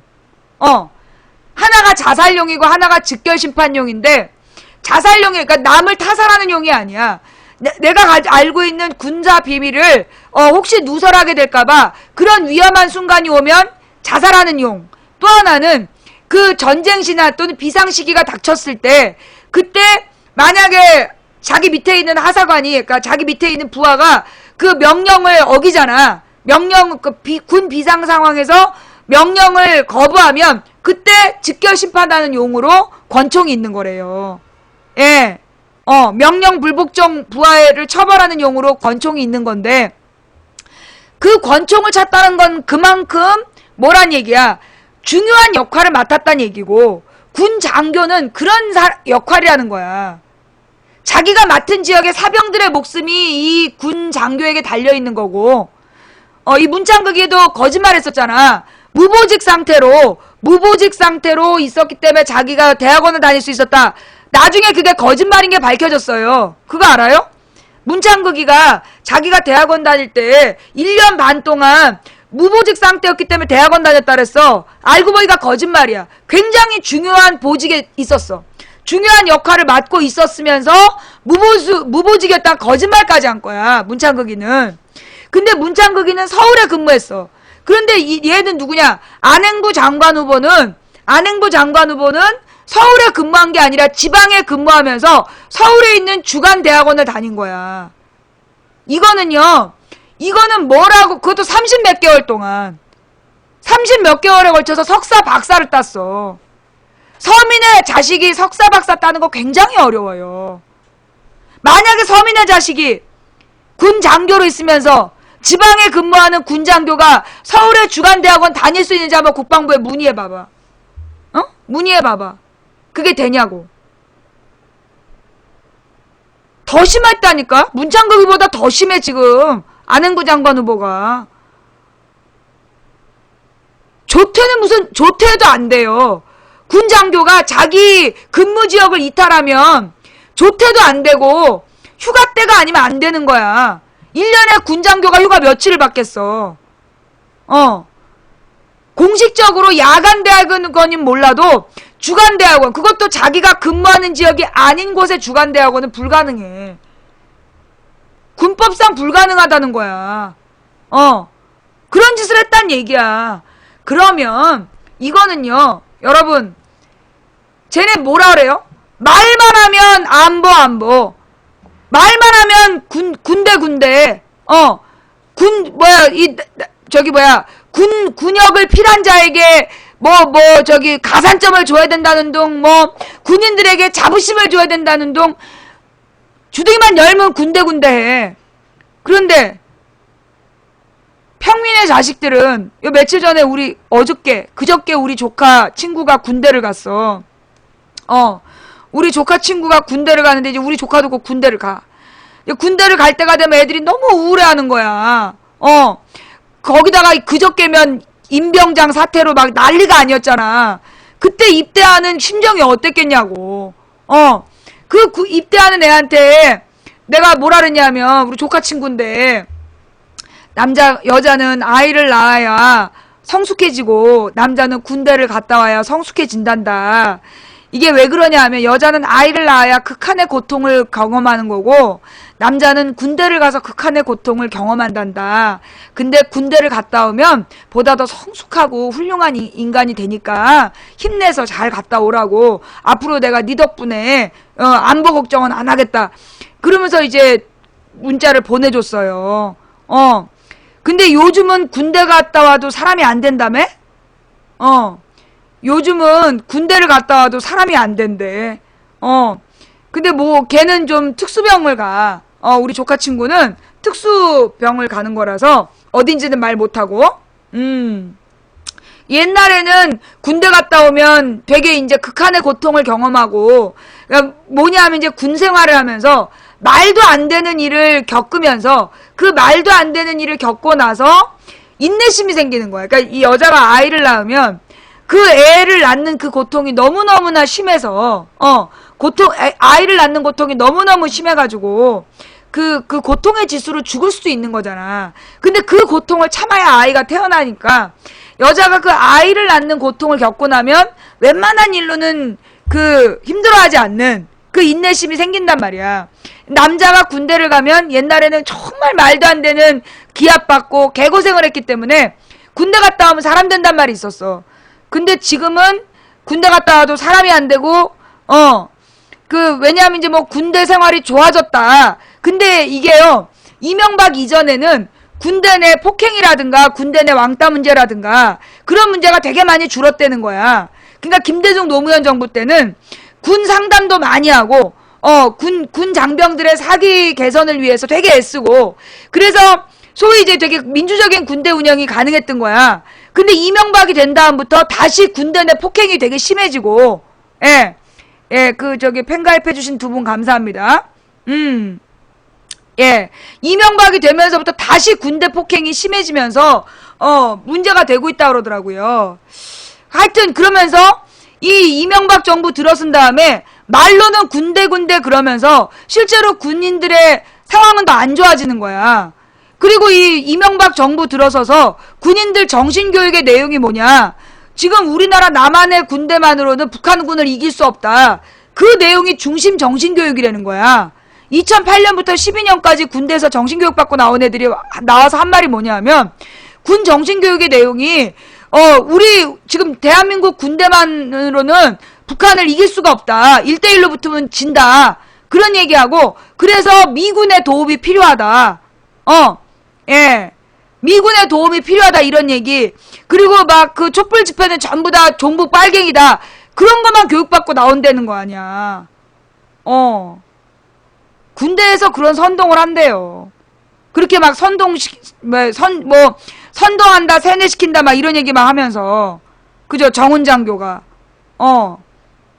그래갖고 그게 뭐냐 하면, 그게 원세훈이가 들어오면서부터 진행했던, 예, 원세훈이가 들어오면서부터 진행했던 청년 우군화라는 이름으로, 그러니까 젊은 청년들을 군대에서 정신교육을 해가지고 꼴통을 만들어서 내보내겠다라는 작심을 한 거지.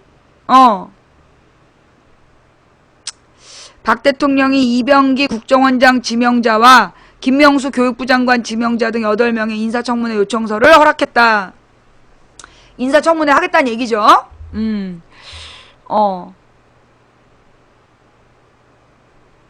네가 대통령 하시던지. 그러니까 내가 네 마음은 알겠는데, 아우 진짜 요즘에 애들이 말이야 뻑하면 나더러 청와대 가라고 국회 가라고 난리도 아니야. 그 옛날에 저기 누구니 지난 시장 선거 때 박원순 시장한테 욕하면서 청와대로 꺼져버려! 이게 뭐 유행어더니 네가 대통령 하든지. 아니 그러니까 그래 나도 대통령 하라면 내가 못할 건 없어. 그러니까 일단 네가 해야 되는 일이 뭐냐면 박근혜를 일단 끌어내려. 박근혜를 일단 딱 끌어내리고 나면 내가 그때 가서 생각해 볼게. 사람 보는 눈이 있어가지고 참 어이가 없어서. 근데 내가 대통령이 되면 되면 이사 가야 돼. 그래서 난 대통령 못해. 국회의원 되면 쓸데없이 회의를 많이 참가해야 돼서 방송을 못해. 그래서 내가 국회의원 못해. 사실 또 이런 것도 있지. 내가 이제 국회의원이 됐다. 그러면 이제 신문에 나. 그 동료 의원 뒤통수에 벽돌 꽂아. 뭐 이런 거. 모 여성 초선 의원 동료 의원 뒤통수에 벽돌 꽂아. 뭐 혹은 누드 검색하는 동료 의원 손가락 분질은 초선 의원. 뭐 이런 걸로 신문 날 수가 있잖아. 그런 일이 있으면 참 곤란하잖아. 내가 이제 폭력 전과는 가지면 안 된다는 생각이 있기 때문에 그래서 내가 안 가는 거야. 내가 다 이게 조국의 평화를 위해서 방송하는 거니까 나한테 그 딴 거 하라고 지랄하지 마. 알았어?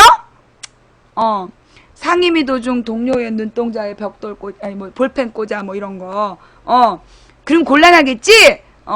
자, 나더러 뭐 국회로 가라 이런 얘기 하지 마.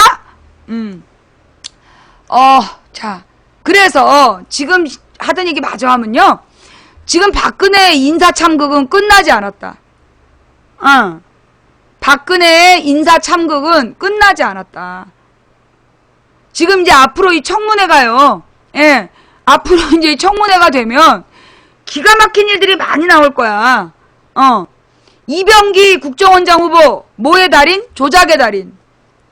지금 이명박 박근혜 국정원장이 원세훈하고 그 다음에 이 남재준이가 둘 다 간첩 조작하고 댓글 조작하고 그러다 걸린 애들 아니야. 그러다 물러나고 지금 재판받고 구속되어 있고 그런 거 아니겠어요?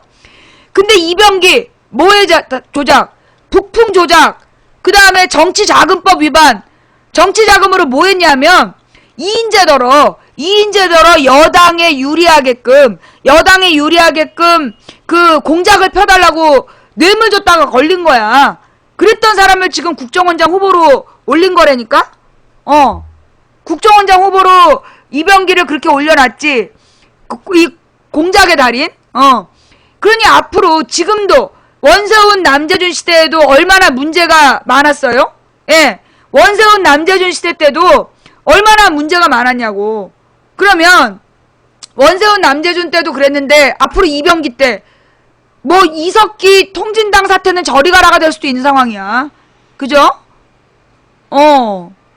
예. 그 다음에 또 지금 안행부 장관, 경찰, 법을 지키는, 법을 수호하는 경찰의 총책임자인 사람이 군대에 있을 때 그건 말고도 뭔가 문제가 많더라. 아, 논문 표절도 있었지? 그렇게, 그니까 군대에 있으면서 석사 박사를 딴 이 안행부 장관이 한 일이 뭐야? 아니야, 교육부 장관인가, 그거는? 안행부 장관은 그냥 논문 표절만 했어. 안행부 장관은 논문 표절만 했고, 지금 교육부 장관이 논문 표절, 제자 논문 그러니까 훔친 게, 제자의 논문을 훔친 것만 밝혀낸 게 12편? 어저께까지 발견된 교육부 장관이 제자의 논문을 훔친 게 발견된 것만 12편이래. 그러면서 제자의 연구비 가로채갖고 자기 마누라 회갑 선물 주고 막 그랬단 의혹이 나온 거죠. 제자의 연구비가 입금된 통장, 그 같은 은행에서 제자의 연구비와 같은 금액의 1,000만원짜리 수표를 자기 부인한테 막 선물로 줬다는 거 아니야. 그 의혹의 내용이 뭐냐면, 이 제자의 연구비가 1,000만원인데, 그 제자의 연구비가 수령된 그 통장에서 1,000만원짜리 수표가 인출이 된 거야. 그 인출 누가 했는지 알 수 없어. 근데 좌우지간 그 1,000만원짜리 이 수표를 자기 마누라한테 선물로 줬다는 거 아니야. 그게 우연이라면 1,000만원짜리 이 수표의 출처를 밝혀야 되는, 그것도 또 지네들 가족끼리 자랑한다고 블로그에 올렸다가 걸린 거래. 가정적이라고 막 그 친인척들한테 자랑하려고 블로그에 올렸다가 그게 걸린 거야.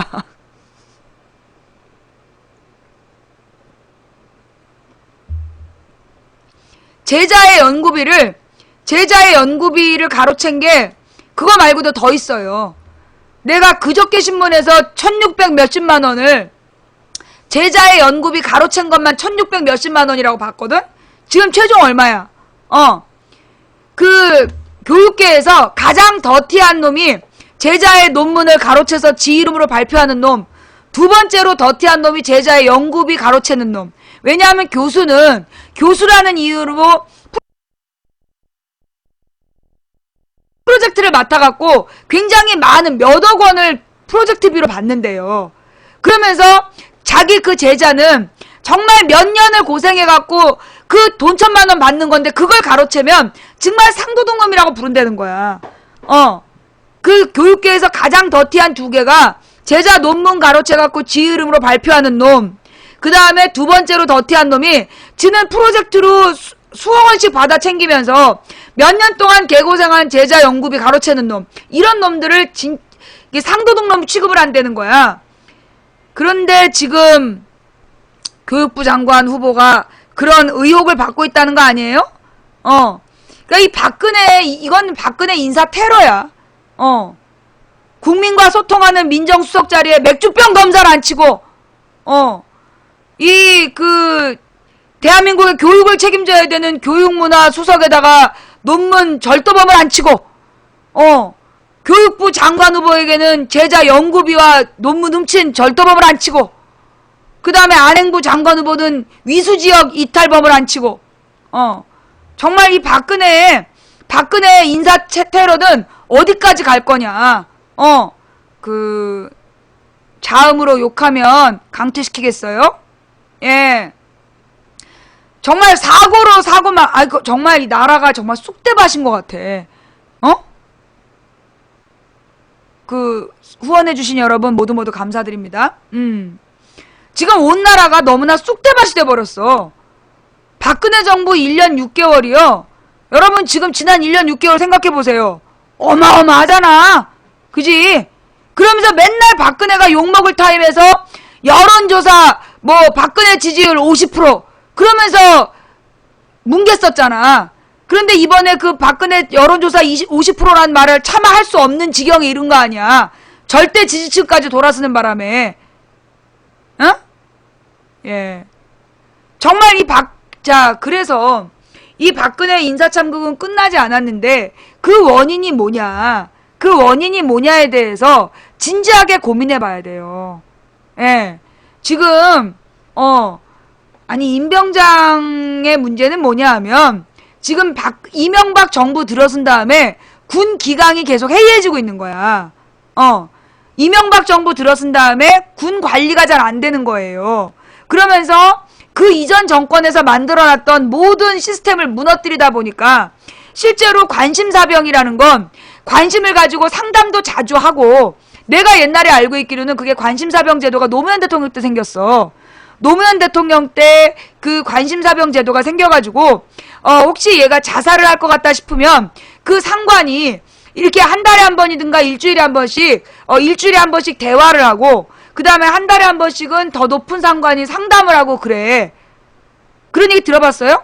내가 알고 있기로는 그게 노무현 정부 때 생긴 제도인데, 그래서 자살을, 그 군부대 내에 자살을 막고 군대 내 왕따 문제라든가 그 내무반 폭력 사태 이런 걸 막기 위해서 그런 제도가 운영이 된 거야. 그래가지고 이제 상담을 계속해갖고 상담 일지를 올리고, 그래서 관심사병에 대한 관리를 했었는데, 이게 이명박 정부 들어선 다음부터 관심사병 제도가 흐지부지 된 거예요. 그래서 지금 나타난 문제는 뭐냐? 지금 나타난 문제는, 팬가입도 감사드립니다.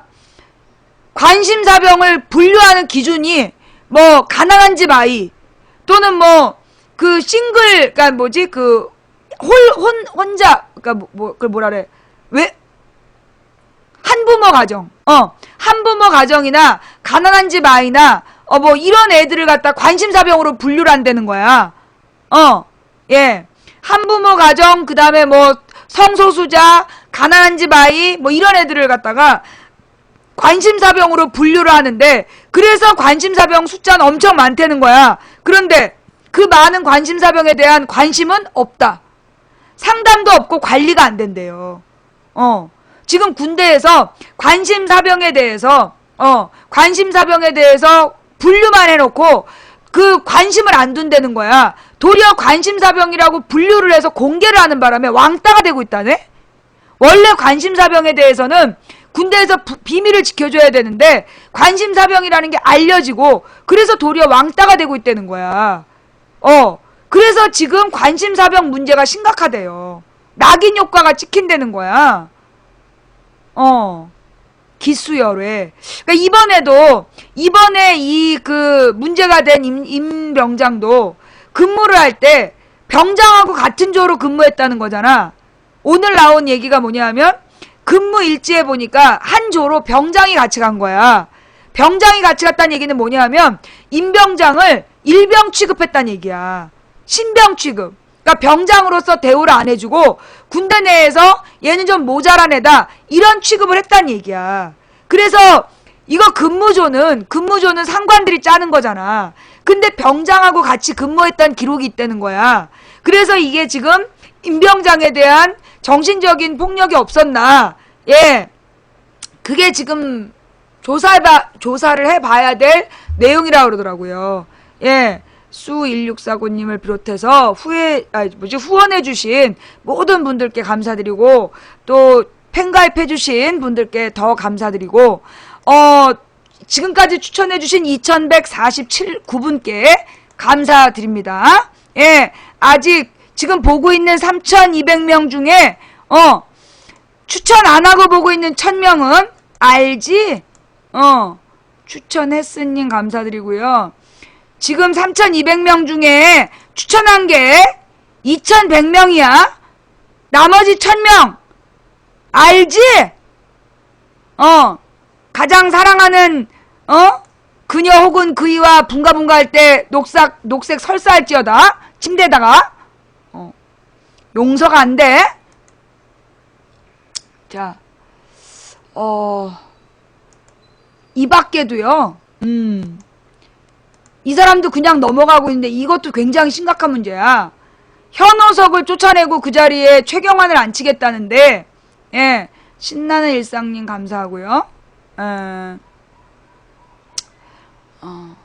말 조심하세요. 우리 방송에서 말 함부로 하면 찍혀. 뉴스타파가 국회의원 출신 장관 후보자들을 대상으로 누구로부터 고액 정치 후원금을 받았는지 확인해봤습니다. 그랬더니 최경환 경제부총리 후보자는 자신이 속한 국회 상임위의 피감기관의 사람들이나 장관 재임 시절 관련 기관에 있던 사람들로부터 고액 정치 후원금을 정기적으로 받은 것으로 드러났습니다. 그뿐 아니라 자신의 지역구에서 이봐. 지방의회 의원 공천을 원하는 사람들로부터도 집중적으로 후원받았습니다. 전방위적으로 자신의 직무와 연관된 사람들로부터 정치 후원금을 받은 것입니다. 돈을 받은 최 후보자나 돈을 준 사람들은 대부분 직무와는 무관하다고 부인하고 있습니다만 과연 공짜 점심이 있을까요? 박중석 기자가 보도합니다. 대표적인 친박계 실세 의원인 최경환 경제부총리 후보자. 2004년 국회의원에 당선된 이후 대부분 국회 기획재정위에서 활동했습니다. 그동안 최 후보자에게 한 해 300만 원 이상의 고액 정치 후원금을 낸 사람은 모두 90명입니다. 뉴스타파는 이들의 신원을 찾아 최경환 후보자의 국회 기획재정위 활동과 고액 후원 사이에 직무 연관성은 없는지 살펴봤습니다. 안홍철 한국투자공사 사장은 투자공사 감사로 재직하던 2006년부터 지난해까지 최경환 후보자에게 정치 후원금을 냈습니다. 모두 49차례, 한 달에 30만 원에서 100만 원씩 꾸준했습니다. 모두 2,100만 원이 넘습니다. 최경환 후보자의 최대 후원자인 셈입니다. 형님 동생하고 지내는 사이인데 국회의원 덜컥 대뿌는데 안 도와줄 수가 없잖아요. 국회의원만 떨어지면 그만두려고 했는데 계속 붙어있거나 계속 주다가 말 수도 없고 또 됐는데 안 줄 수도 없고 그래서 지금까지 해왔죠. 문제는 안홍철 사장과 최경환 후보자와의 직무 연관성 여부입니다. 한국투자공사는 기획재정부 산하 공공기관으로 국회 기획재정위의 국정감사를 받습니다. 결국 국회 기재위에서 줄곧 활동한 최경환 후보자는 자신의 피감기관 고위 임원으로부터 수천만 원의 정치 후원금을 정기적으로 받은 것입니다. 피감기관의 우리 그 감사와 사장님이 그 후원금을 내는 거는 좀 부적절한 게 아니냐 이런 얘기도 좀 나오잖아요. 지금은 뭐 하도 그 오해도 있고 해서 내가 안 해요. 2006년부터 투자공사 감사로 있던 안홍철 사장은 지난해 12월 결국 사장 자리에 올랐습니다. 사장 자리를 최경환 의원이 시켜줄 수 있습니까? 박 대통령께서 지명하시는 거잖아요. 내가 뭐 이미 알려진 거잖아. 캠프에 있었는데. 지난 4월 한 야당 의원은 안 사장을 이렇게 평가했습니다.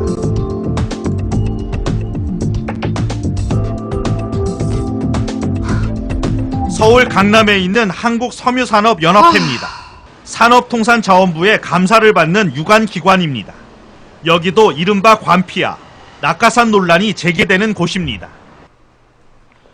지난해 9월 취임한 윤수영 상근 부회장은 산자부 고위공무원 출신입니다. 윤 부회장은 취임 넉 달 전인 지난해 5월과 2012년 3월에 각각 500만 원씩 모두 1,000만 원의 정치 후원금을 최경환 후보자에게 냈습니다. 최경환 후보자는 2009년 9월부터 2011년 1월까지 지식경제부, 즉 지금의 산자부 장관을 지낸 바 있습니다. 최경환 후보자는 지난 2005년 7월 김유성 상호저축은행 중앙회 회장으로부터 150만 원의 후원금을 받았습니다. 최 후보자는 그런데 후원금을 받기 6개월 전인 2004년 12월 이런 법안을 대표 발의했습니다. 저축은행 등 금융기관이 연체 채무자에게 경매 착수 사실을 통보하면 통지 사실 확인 여부에 상관없이 경매에 들어갈 수 있도록 한 특례 규정을 2007년까지 3년 더 연장한다는 내용입니다. 당시 정부는 채무자의 재판권이 침해될 수 있다며 반대 입장을 표명했지만 결국 2005년 5월 법안은 통과됐습니다. 저축은행으로선 반가울 수밖에 없는 입법이었습니다. 당시 김유성 회장으로부터 정치 후원금 심부름을 맡았던 저축은행 중앙회 간부는 그때 상황을 이렇게 설명했습니다. 은행 심부름을 했었어요. 개인 통장에서 돈을 뽑아가지고 이제 어디 좀 이렇게 심부름을 해라. 법에 따라서는 본인 이왕 후원하는 거 후원을 해주고 싶은데 후원을 해주면은 또 더 뭐 낫다고 생각하실 수도 있는 거죠. 사람의 마음을 이렇게 딱 열어가지고 그 사람이 어떤 의도인지를 이렇게 밝히는 것은 불가능하지 않습니까? 최경환 후보자는 자기 지역구의 지역 정치인들로부터도 고액 후원금을 지속적으로 받았습니다. 최병구 경산시장으로부터 2차례 500만 원 등 지역 정치인 14명으로부터 5,700만 원의 정치 후원금을 받았습니다. 특히 2005년 5월 청도군수 재보선을 앞두고 후원금이 집중됐습니다. 당시 한나라당 청도군수 공천 신청자 7명 가운데 무려 5명이 최경환 후보자에게 후원금을 낸 것으로 확인됐습니다. 공천과 관련돼서 뭔가 부탁을 하기 위해서 내신 겁니까? 아니면 다른 의도라도? 아닙니다. 이거는 약간 시의원 공천 그런 게 있습니까? 그런 거는 관계없고. 불법은 아니나 그렇다고 해서 정당한 건 아니다. 현역 의원들한테 좀 약간 종속이 되어 있는 현실에서 피감기관 사람들로부터 후원을 받는다. 혹은 산하 기초선거 후보자들로부터 후원금을 받는다. 이건 그야말로 국정감사할 때 잘 봐주세요. 아니면 공천 받는데 좀 유리하게 해주세요. 이런 거랑 다른 게 없잖아요. 금융권 인사들도 줄줄이 최 후보자에게 고액 정치 후원금을 냈습니다. 최 후보자는 새누리당 내 대표적인 경제통으로 불립니다. 하나은행 김진성 부회장이 500만 원, 우리금융지주 이순우 회장 130만 원, 대우증권 임기